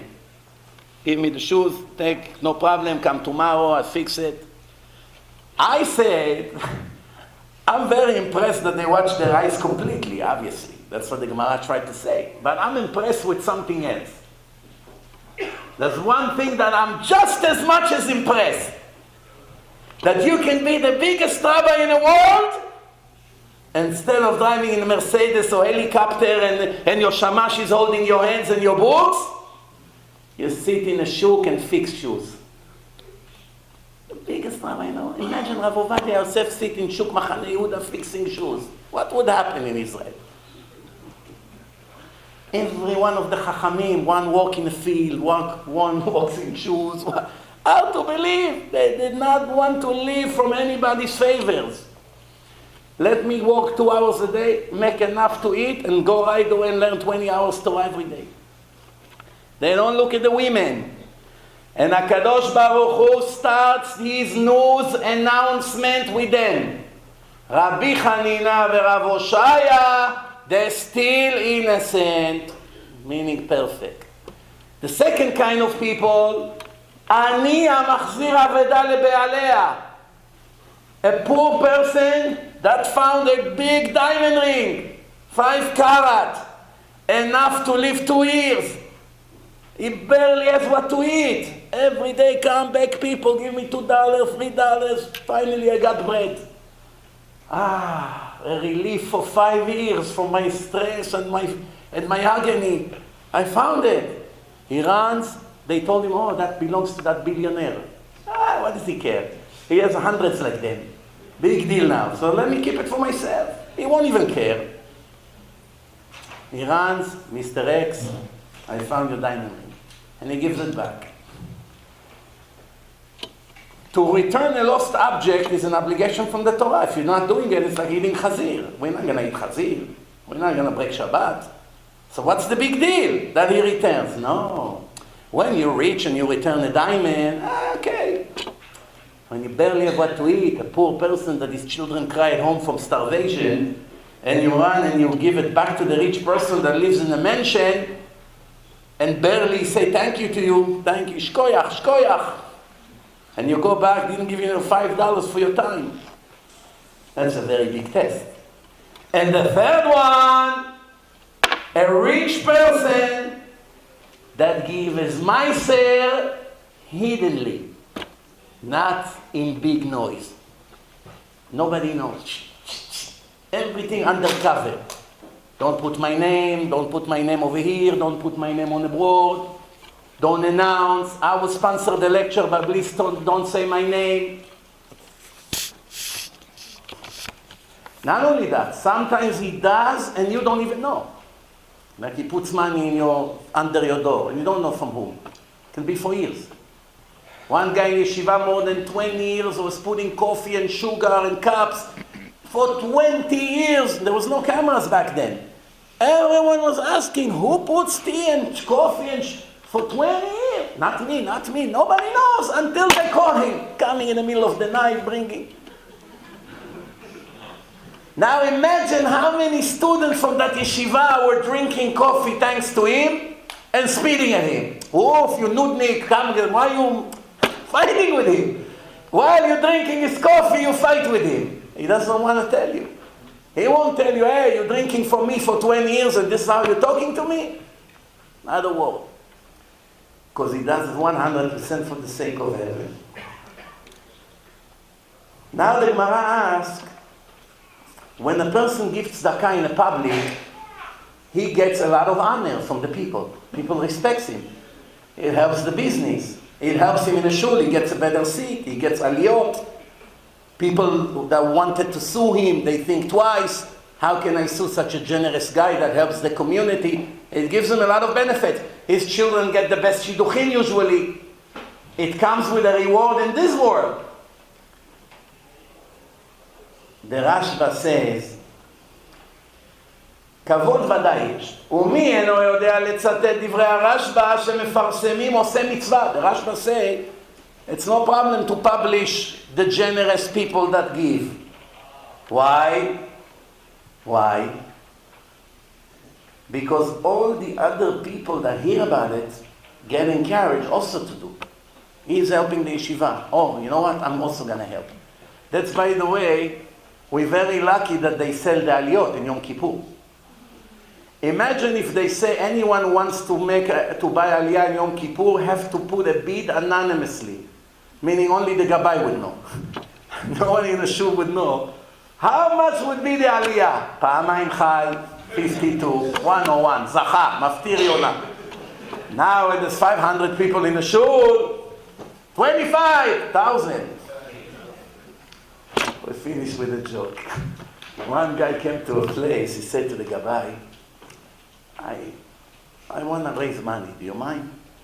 He said, you know what, believe me, the people here are stingy, like crazy. You're going to waste your time. What do you care? Let me try. So, Rabotai, I have this kamea, amulet. Anyone who will donate generously, I'll give it to you. So one person say, Chai. Another person say, פעמיים חי. 52, 60, 72, 80. The guy thinking, this Rabbi didn't want me to collect money over here. Look, they're nice. They get already 80. Let's keep going. Then one guy say, $1. That was all 80 cents, 70 cents. The Rabbi told me, I told you. Next time I should listen to you, not suspect you. Baruch Adonai Leolam, Amen v'Amen. We're going to give time.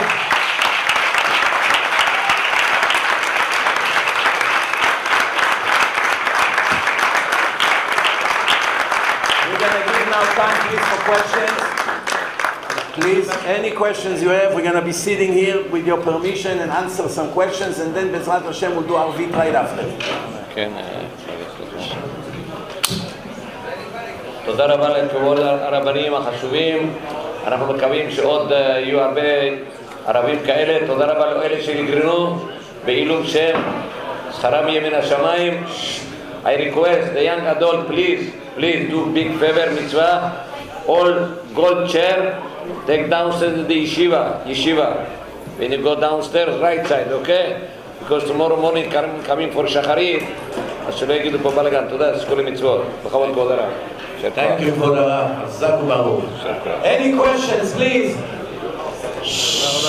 Those who leave, please quietly. Any questions? כן, גם בשבת.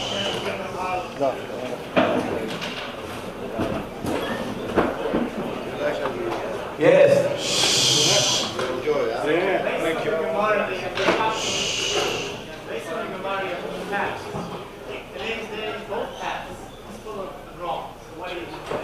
When you have two hats? When you drive, you're busy driving, not looking around. You have to stay on highways. Once you're going into the street, you have a serious problem. Any more questions? I know it's after 3 hours, but please go ahead. I've been trying to research where you say that you believe that children who are special needs Yes. sin in entire life. Yeah. I'd like to know why you believe that resources. Very good question. I repeat the question. The lady here is trying to find out where did I get my statement that children that has birth defect, it comes from sins that they made in their previous life, right? That's the question? Okay. When we give lectures, when rabbis give lectures, rabbis that are not afraid to say the truth, because today rabbis are trying to be very careful, they're very politically correct, because they're afraid what people's reaction would be. But I made myself a rule from day one to speak the truth regardless of what people think about it. That's the truth of Hashem, that's the truth of the books, that's what I teach. It never comes to me what to teach to gain money or kavod or people popularity. That's not the direction I ever went with. That's why by me you hear a lot of statements that get some people angry. The anger comes from lack of knowledge. If they only read the books I read, they would understand it perfectly. By the way, it was already proven scientifically, but before we get into that, first I answer it from the books. We have principles in Judaism. The 13th principle of Judaism. One of them is that HaKadosh Baruch Hu punish the wicked people and reward the righteous people. Shalem sachar latzadikim u'ma'anish lareshaim. Second principle in Judaism, as the Gemara says, En isurim belo avon. There is no suffering unless there was a sin prior to it. Hashem is not sadistic, sitting and enjoying to torture people.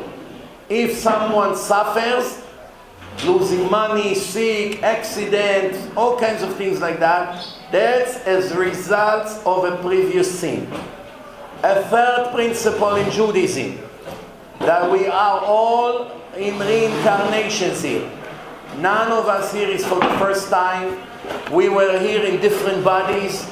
The books are full of examples, like Moshe Rabbeinu is Hevel, and Yitro is Cain, and Tzipora is the gift that Cain had to give Hevel for killing him in past life, and thousands of examples. And the Torah says that we are here to fix what we damaged in our previous life. The source for it is in the most important Kabbalist in history, the Ari HaKadosh, in his legendary book, Sha'ar HaGilgulim. You can find it over there. He shows what sins cause a person to come back in reincarnation in animals, in raw material, in plants and fruits and vegetables, and sometimes in different forms of people. For instance, people that have the brain is not functioning, Well, Gemara called them shotim. Shotim means they cannot tell the difference between good or bad. If you give them a staff of cash, they're going to give it out. They're not understanding, so they give it out. Today, we call it Down syndrome, or autistic, or different kinds of names. But we know what the Gemara is talking about. Now, since the principle is that nobody ever suffered unless he committed a sin first. And the other principle, which I did not mention yet, is that all the punishments of Hashem is measure for measure. There is no random punishment. If a person stole $100, he's going to get a damage of $200, because that's the punishment of a thief in the Torah. You stole, you're going to lose money. You insult a person, someone will insult you. You kill someone, someone will kill you. That's how it goes. And it's written in Pirkei Avot that the president of the Sanhedrin, Hillel HaZaken, he saw a skeleton on the water, and he said to the skeleton, someone killed you because you killed someone, and the one that killed you will be killed by someone. That's the principle of life. Everything that happens to us, it's as results of what we did. Now, when a kid is born, we all know that we are not responsible for our sins until we become bar mitzvah or bat mitzvah. So if a baby is 2 years old and is blind, or a baby is Down syndrome, or he has all kinds of other birth defect, and we all know he did not make any sin in this life. He never made a sin because he was just born. He doesn't even know to tell the difference between good and bad. He was just born. Why one baby is born blind and the other one is born regular, or one born with brain damage and the other one doesn't have it? The answer to that is because of sins for past life. It's not random. Hashem does not make mistakes. It's not made in China. It's made in heaven. Made in China, there are mistakes. Made in heaven, there's no mistakes. So if a baby is born blind, there is a reason for it. Now remember what I said before.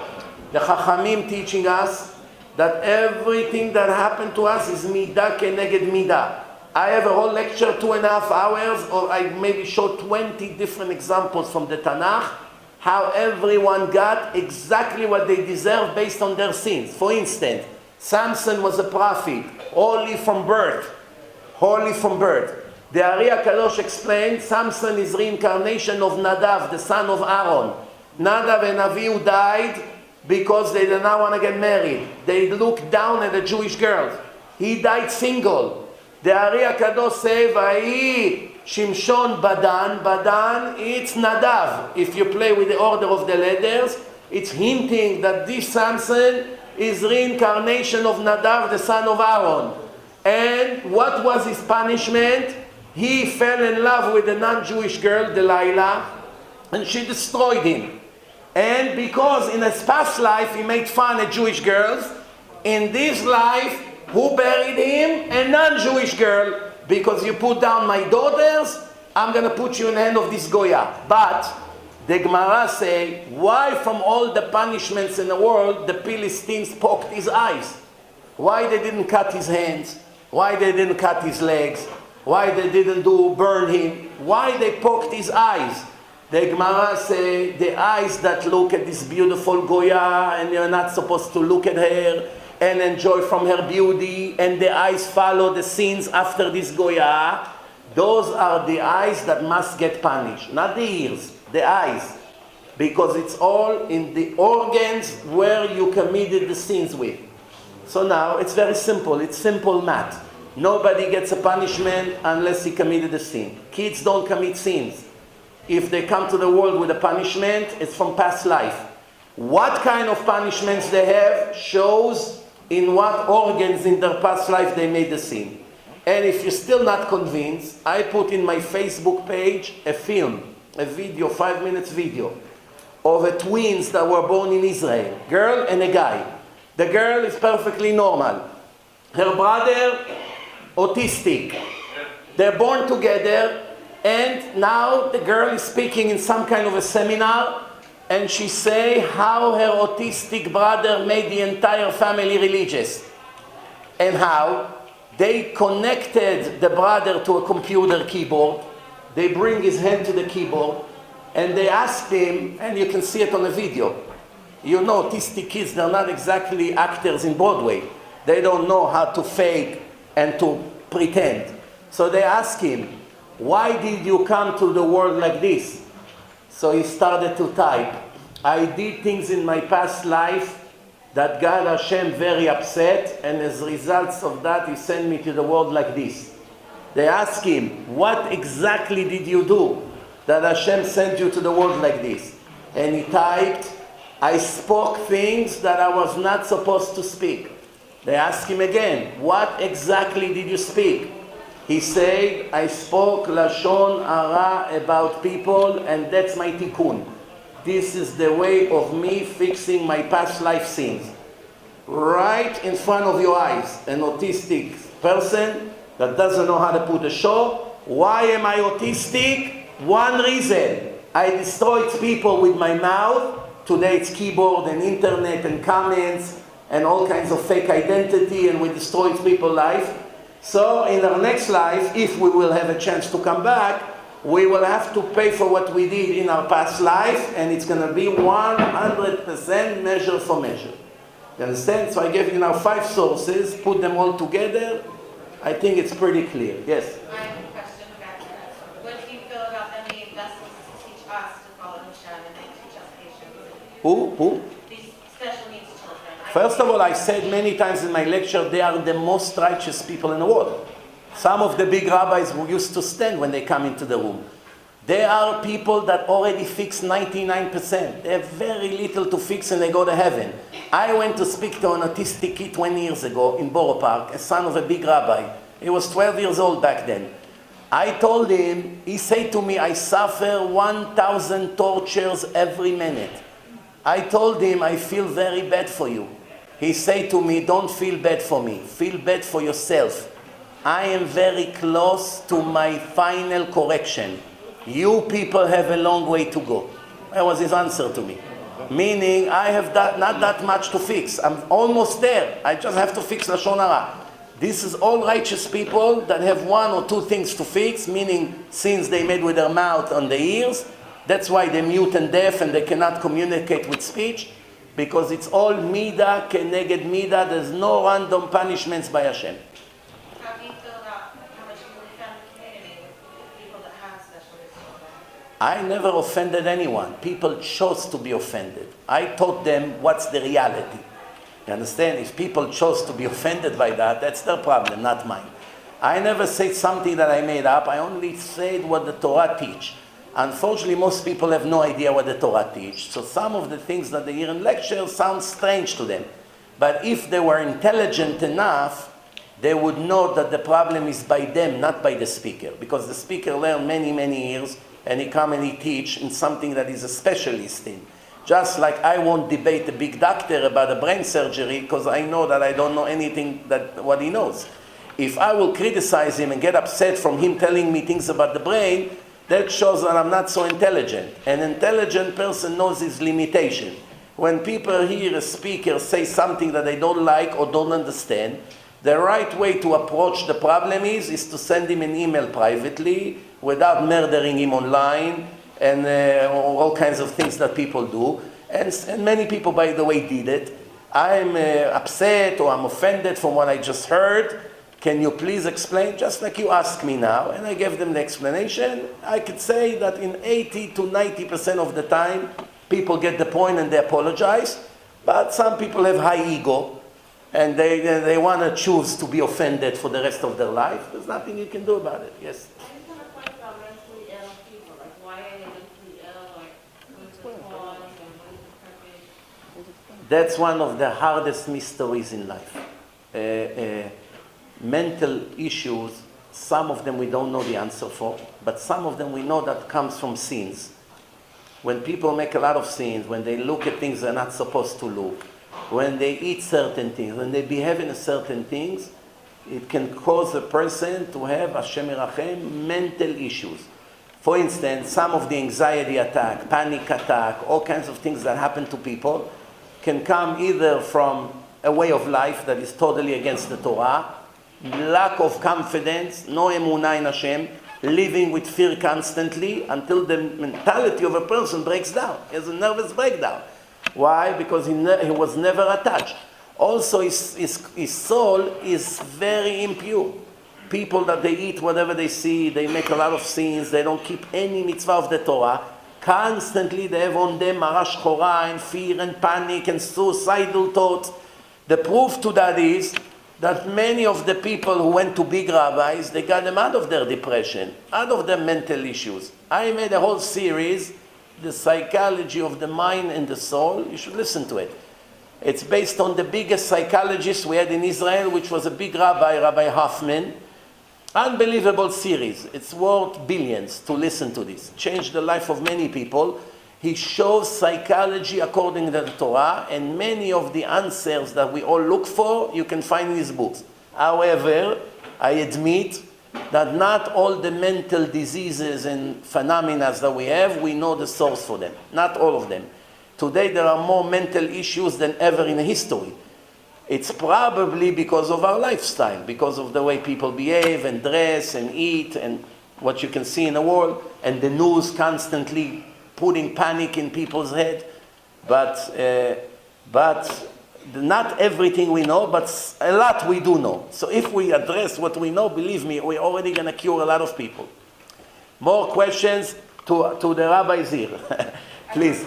Huh? Please, there are other rabbis here. Please. You can ask them, please. But we're keeping it short. When we talk about it, we'll be here till Shacharit. I'm just going to elaborate on something that Rabbi Mizrachi said. Baruch Hashem, I have a midrasha for women in Sfat. You're all welcome, by the way. The minimum age is 40. It's for mature women. Why am I saying that? Because we learn from a certain book once a week. The book is called Sha'ar HaGilgulim, The Gates of Reincarnation, written by Rabbi Chaim Vital, the student of the Ari Kadosh. One time I was teaching a class, and in this book he gives a lot of sources. What will affect a person in a certain way? And in many times, why will a person come back in a reincarnation? You do this sin, you'll come back in this form. You'll do that sin, you'll come back in this form. This is, in one way, one can look at it as a punishment. I look at it as that you won the lottery. Because when the Neshama is standing in the heavens and it's found guilty, the Neshama is begging, let me correct the sin. Don't let me lose my Gan Eden. Don't let me lose my eternity. And in some cases, the Neshama, the soul, will beg, let me correct the sin. One time, I was reading one of the chapters and explaining, and I just read. I don't invent things. And I read out of the text that a certain sin will cause a person to come back into this world and suffer from a disease called epilepsy. A woman in the crowd stood up and went bonkers, cursing me. How dare you! It's all on video. Forget about what she cursed me that morning. She went out to the world to make a campaign, exactly like Rav Mizrachi said, on Facebook and Shmacebook, that I'm a liar and I'm a fake and slandering me left and right. Lady, what do you want from me? I just read the text and I give it out to you. I didn't invent anything. I didn't twist it to make you get upset. I did you a chesed to read it and to translate it, not to put you down, to educate you. I told her, why are you getting upset at me? I'm here to give you an answer to your problem. You have a problem? Humble yourself and understand, wait a minute, I came to this world with baggage. You think I'm here attacking you? I'm here to give you a solution. And if you think that helped, up until today, you can find her comments on social media and the junk that she's talking about me. I don't care about that. I have a very thick skin. I'm Israeli. I can take a lot of abuse. What bothers me is the innocent people that read these comments and they believe. The reality is that many people don't want to go into the territory of Kabbalah and Hasidut and Zohar.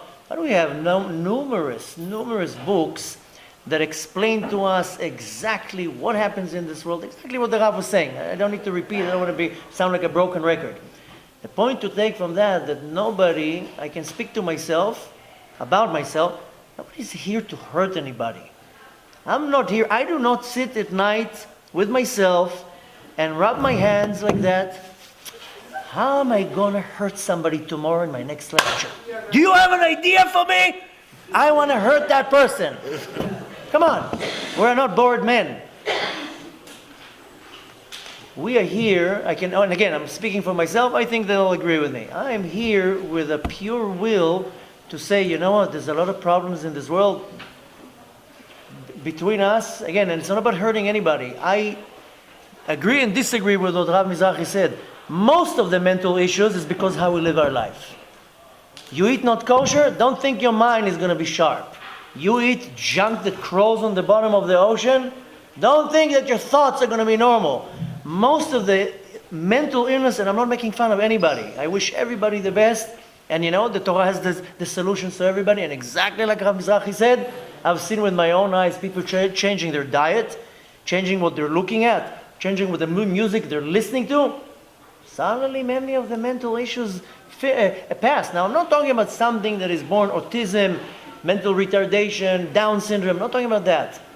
To make a long story short, God is so merciful that He says, okay, you messed up. I'll give you the option to correct. And you know what? In most cases, the soul says, please help me. And Hashem says, where do you want to go?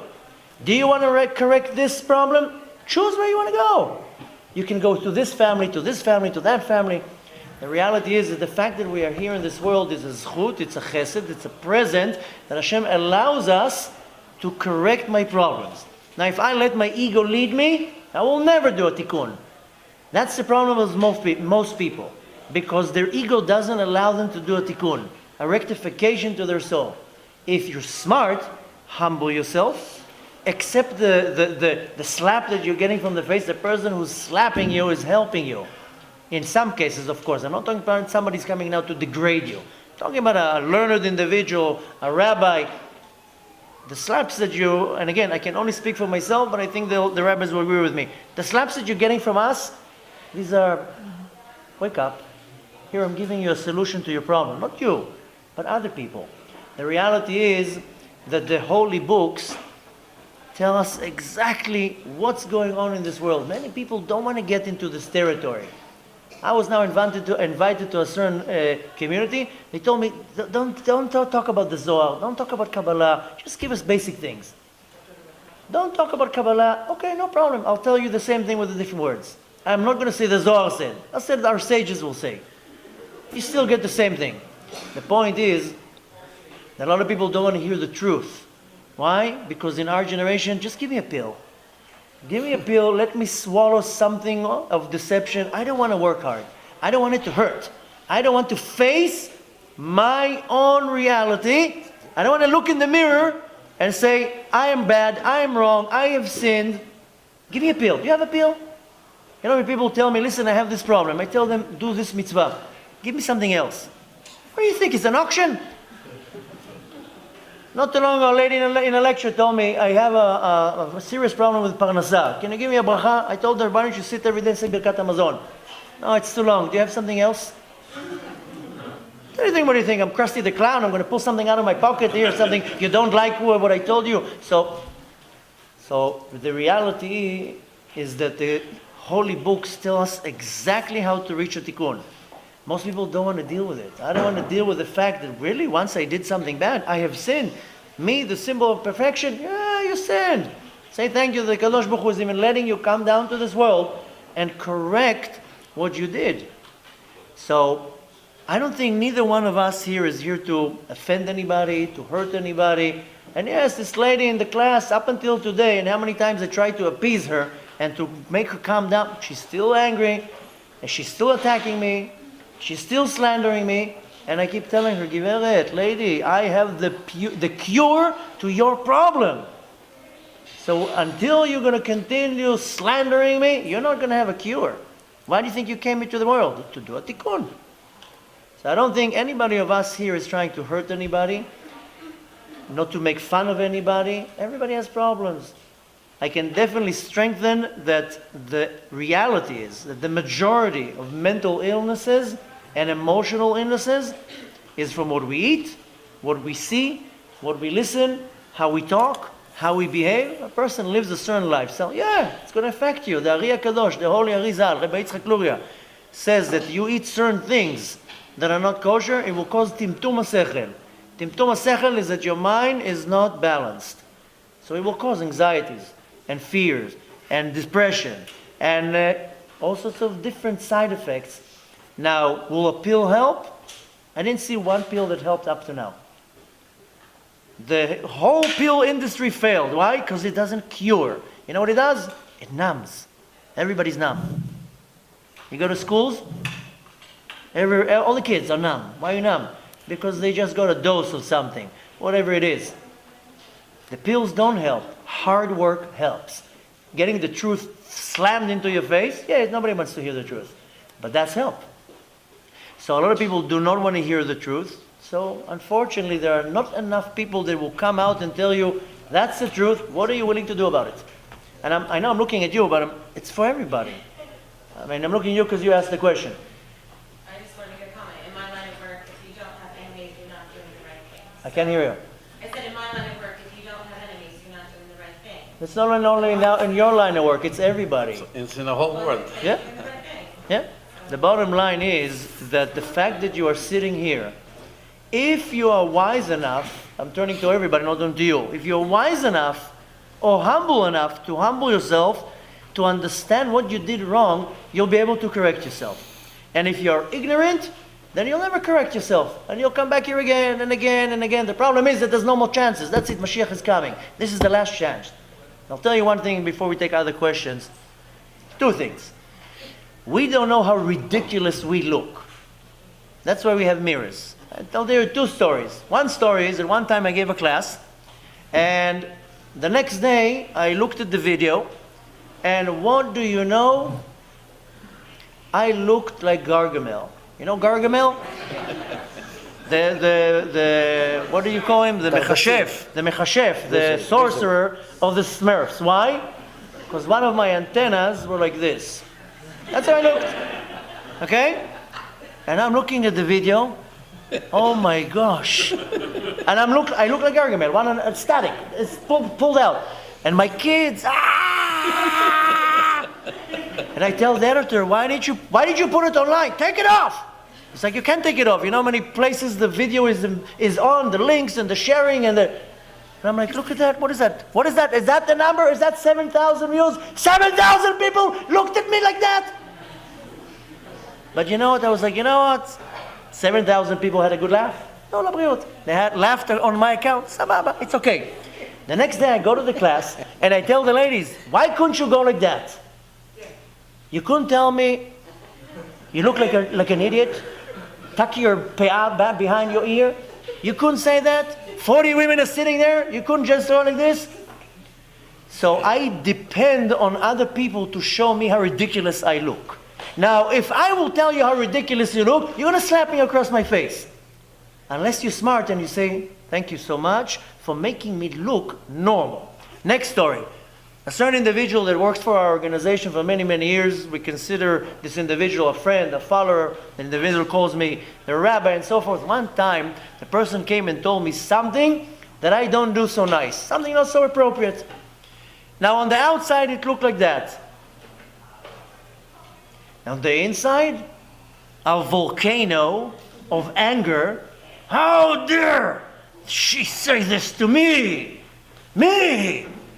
And inside, an earthquake. Outside, for 5 hours, I had steam coming out of my ears, out of my nose. I was so upset, I couldn't do anything. And at some point, I told myself, why are you upset? Let's analyze now why you are upset, Mr. Anava. And I sat with myself and I said, you know, I'm upset. Because she's right. That person came and pointed out, you know what courage it is to come and say, you do this act. So instead of getting upset, I called her up and said, thank you so much I so appreciate what you told me, because nobody had the nerve to come and tell me, by the way, this is what you're doing, doesn't look so good. En Adam ro'eh et nigei atzmo. A person cannot see his own afflictions. I depend on you. I depend on you telling me your hair is sticking out, you have breakfast in the beard, you have, on Shabbat, I was giving a lecture somewhere, I sat on a chair, and I sat on somebody's meal. So when I got up, the meal was on my back. Now you think I saw that? Somebody told me, you have lettuce on your back.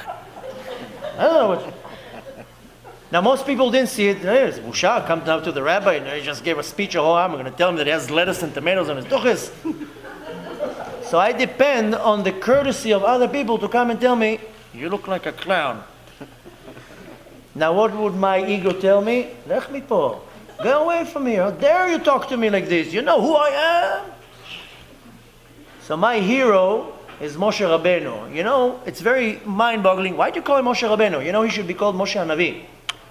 Lo kam ki Navi b'Yisrael. Why Shmuel is called Shmuel HaNavi? Called Moshe HaNavi. He's the Navi.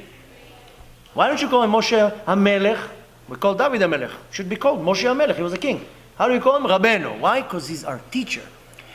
Now when you walk in the street with a beard, everybody's Rabbeinu. This is not the Rabbeinu. Moshe is the only Rabbeinu. Look at his life, look at his behavior. We just read Parashat Noach, Parashat Korach. Korach comes and argues with him.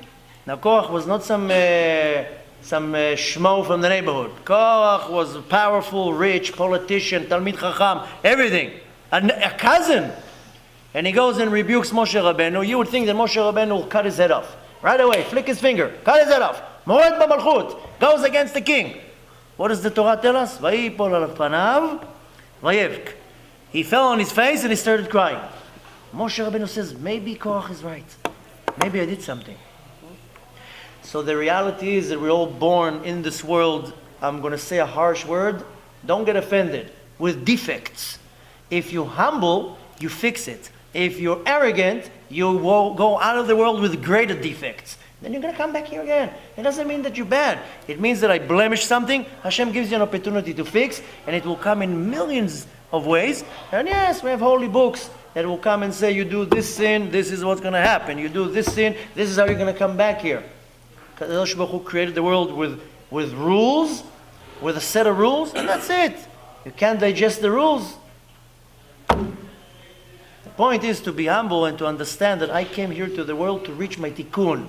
If I don't reach my tikkun, I come here in a rerun, and another rerun, and if I don't do my tikkun, by the way, life is hard. A smart person, he accepts the emet, the truth, and how do I change that and apply that? And I think I speak for the name of the three of us. Nobody's here trying to hurt anybody. If I come and tell a person, this is the situation, and I had thousands of cases, that people came and told me, that's the problem. I told them, that's the cause. And they got upset at me. Why are you telling me that? Because that's the cause. A woman came to me not too long ago with a certain issue. I was debating how to give her the slap, like this or like that. So I just told her, you don't cover your hair. Ah! What kind of a rabbi are you? I said, the rabbi, they will tell you what's the solution to your problem. The emet hurts, truth hurts. But if you're smart, then the truth makes you go out of this world with flying stars. That's what you need to focus on. And again, I don't think any rabbi that talks the truth is here with an agenda to hurt anybody. I did not fly 7,000 miles from Eretz Israel to offend you. I have enough work to do. And I don't think Yaron Reuven flew 1,800 miles to Florida to offend anybody. He came here to inspire, to teach. Why? I know it sounds like a cliche. We saw the light. Now I want you to see the light. I feel bad. I look at people, I feel real bad for them. Why don't you get it, Habibi? Do tshuva already. Get your act together. Every day is valuable. People takes them like to crank an engine. 40 years. No, start already.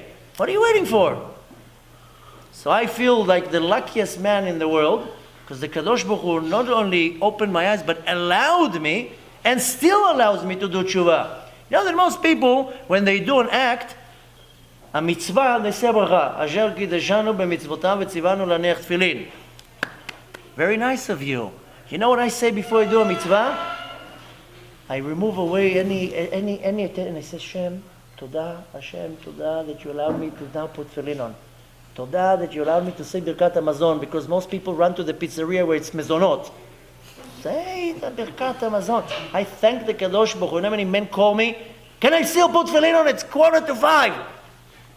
Yeah, you still have a few more minutes. It's not Shkia yet.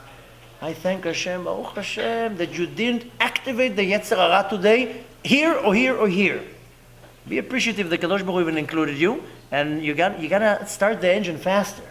I feel bad when I look at people and another problem and another headache and another challenge and another failure, and they don't get it.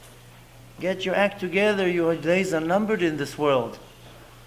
So again, to conclude at least this question and take many other questions, I speak for myself, and I'm sure for the other rabbis, nobody's here to hurt anybody. Maybe some people, yes. That's why I'm speaking for myself.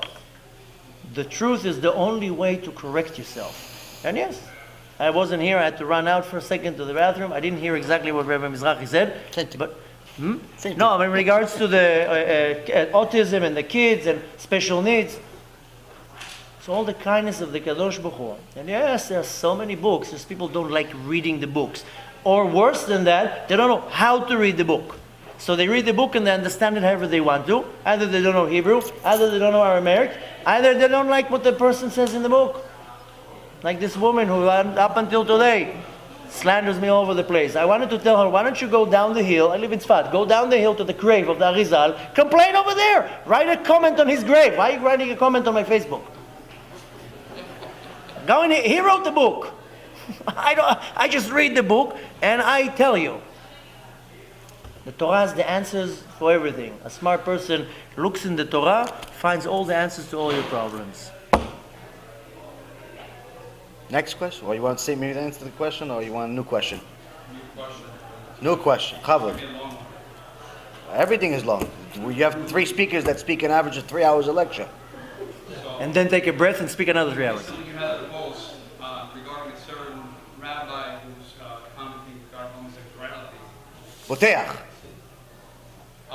Basically, from all the mitzvot or things that are not supposed to be doing, why is homosexuality such a big deal compared to the person not keeping Shabbat? Ah. So, I was hoping that you can... Okay, so Shmuli Boteach Shem Reshaim Yerkav, just to emphasize on my previous video, is a person that's a Machtia Rabim. And not only that, he's a Machtia Rabim on a regular basis in the biggest public forum there is. He writes books with people that are enemies of Hashem. Like, for example, this pornography star, Pamela Anderson, or he writes books in a way to manipulate the Torah, like Kosher Jesus, making Avodah Zarah as if it sounds kosher, as if you could kosher the pig. So he's been doing this for over 2 decades. And the Torah says, Ayotzemi tameh tameh. Someone that's tameh, someone that's impure, all that he produces is impure.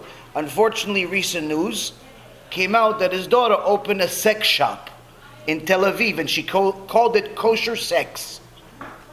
Okay, this is what's the name of the store, Tel Aviv. And she goes on the news. They asked her, wait, you're a rabbi's daughter. Aren't you worried that the public is going to be against you? She goes, no, I already got the rabbi's approval. He said, which rabbi? He goes, my father. That's what she said in a TV interview. So now, HaKadosh Baruch Hu has 613 mitzvot. The rabbis have 7 mitzvot. Believe it or not, most people think it's the opposite. They think 613 the rabbis, the 7 Hashem. No, it's 613 mitzvot Hashem, 7 the rabbis. Now, when it comes to the din of homosexuality, HaKadosh Baruch Hu calls it to'evat Hashem. He calls it, I see it as disgusting. How disgusting? Sometimes you see an animal while you're driving, especially us 3, sometimes we drive 2, 3 o'clock in the morning to go home. And sometimes by the time you saw the animal, you already ran it over. It's too late. Now the next day, people are going to walk by that animal, and its liver is going to be here, its lungs are all going to be here, the teeth are going to be here, all over the place. And the stench that's going to come out of it after 8, 9 hours of being in heat is disgusting. So when you walk by it, you're going to say, this is disgusting. Call some department, get this disgusting animal out of here. That's what Toivat Hashem means. When HaKadosh Baruch Hu sees the act of homosexuality, he says, that's disgusting. How disgusting? Now, normal human beings find bestiality as disgusting. HaKadosh Baruch Hu says this, and homosexuality, same thing to me. So when a so-called rabbi of America, self-proclaimed rabbi of America, decides to say that homosexuality, it's no big deal. There's 613 mitzvot, so you don't do one. This is disgusting. And it's our obligation as Jews, not speakers, as Jews, to fulfill the mitzvah of limchot et Amalek, to destroy Amalek. Amalek is not a person per se. Amalek is safek, is a doubt. So I had Amalek show up to my lecture last night, Baruch Hashem. Gave me the mitzvah. Why? I was able to go against Amalek and destroy him until he ran out. Why?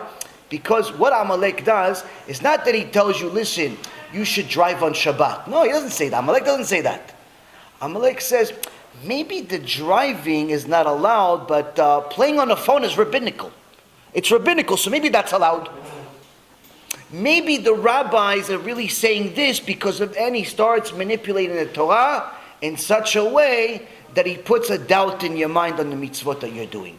And that's what Boteach Shem Reshaim Merkav is doing, and as in the name of a rabbi. If he was some goy, if he was some Buddhist saying that homosexuality is the same, we wouldn't pay attention to him. But because he's doing it in the name of the Torah, and he's saying that this is not a big deal, this mitzvah. So you have 612 other mitzvot you can do. In essence, what you did is you could pretty much gave the permission to the English-speaking public to just pick and choose which mitzvah you don't think is a big deal, so you can make an avirah here. You could just decide, that's why Boteach says this one's not good. Well, this one is not relevant to me, but Shabbat is relevant. Okay, wait. So Shabbat is not relevant? Okay, so stealing, so murder, so this, so that. In essence, you just destroy the entire Torah. So that's why it's our obligation as Jews to fight against it. The fact that many people don't, that's nothing to say. I have an obligation. Rabbi Mizrachi has an obligation. Rabbi Anava has an obligation. You have an obligation. That's it. Anyone that wants to fulfill the obligation is simply rewarded for it. Anyone that doesn't, Hashem finds something else. And that's what I'll finish with and go to the next question. It's not that we have a merit and that we're great and we're special or you're special. No. The only thing that we have is free choice to choose whether we are going to be the vessel that Hashem does whatever He wants anyway. Hashem is going to run the world with or without us. He's perfect. Anyone that tells you otherwise is kofel. Hashem is going to bring point A to point B regardless, whether I exist or I don't exist. The only choice I have is whether I choose for Hashem to be the vessel that He's going to use me as the donkey to bring the message to Bilam. Alvai, I can be a donkey. Why? Donkey's in the Torah, I'm not in Torah. I want to be a donkey. Why? Because the donkey, Vayiftach Hashem et pi'aton. So Alvai Hashem opens my mouth and gives you the message. That's what my choice is. You have the same choice. The point is, Rabotai, everybody has the same choice. Are you going to be the messenger? You're going to be the mailman that delivers the truth? Or are you going to say, somebody else is going to do it. Somebody else is going to do it. Somebody else is going to do it. Somebody else is going to do it. But you're not going to get the schal. So that's in essence what our job is in the world. All of us. Okay. Any? Yeah. Okay, just one last question because we have to pray our bit, I was told. One final question for tonight.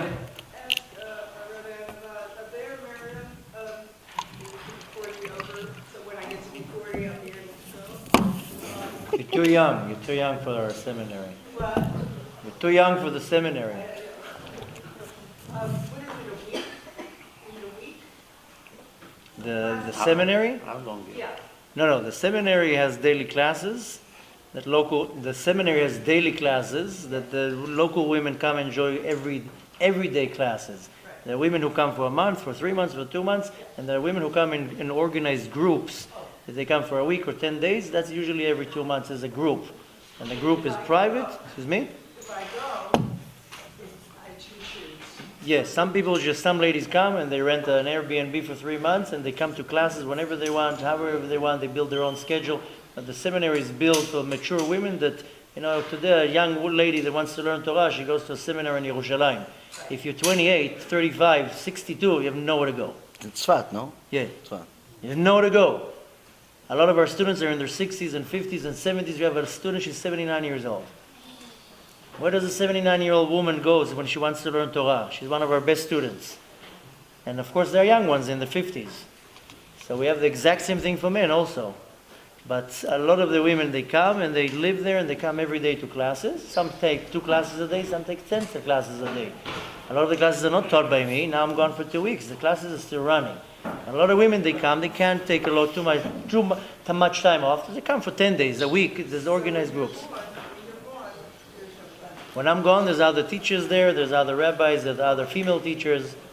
The sad reality is that people come because they want me. If I'm not there, people are upset. But whatever, listen, I have an obligation also for the rest of the students. Hashem. Thank you very much, Rabotai. Thank you very much. We're going to say Kaddish now. Rabbi Hanania ben Akashia Omer. רצה הקדוש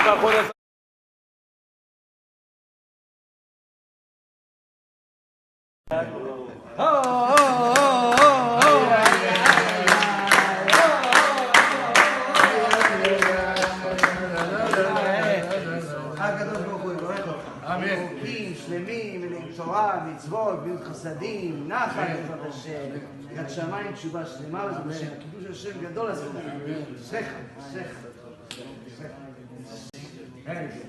Who's next? Who's the one who wants one tziti? Hey, ay, הקדוש ברוך הוא יברך אותך. עם חיים ארוכים, שלמים, מלאים תורה, מצוות, גמילות חסדים, נחת בחיים. ובעזרת השם, זיווג הגון בעזרת השם. עכשיו, בכל מכל כל.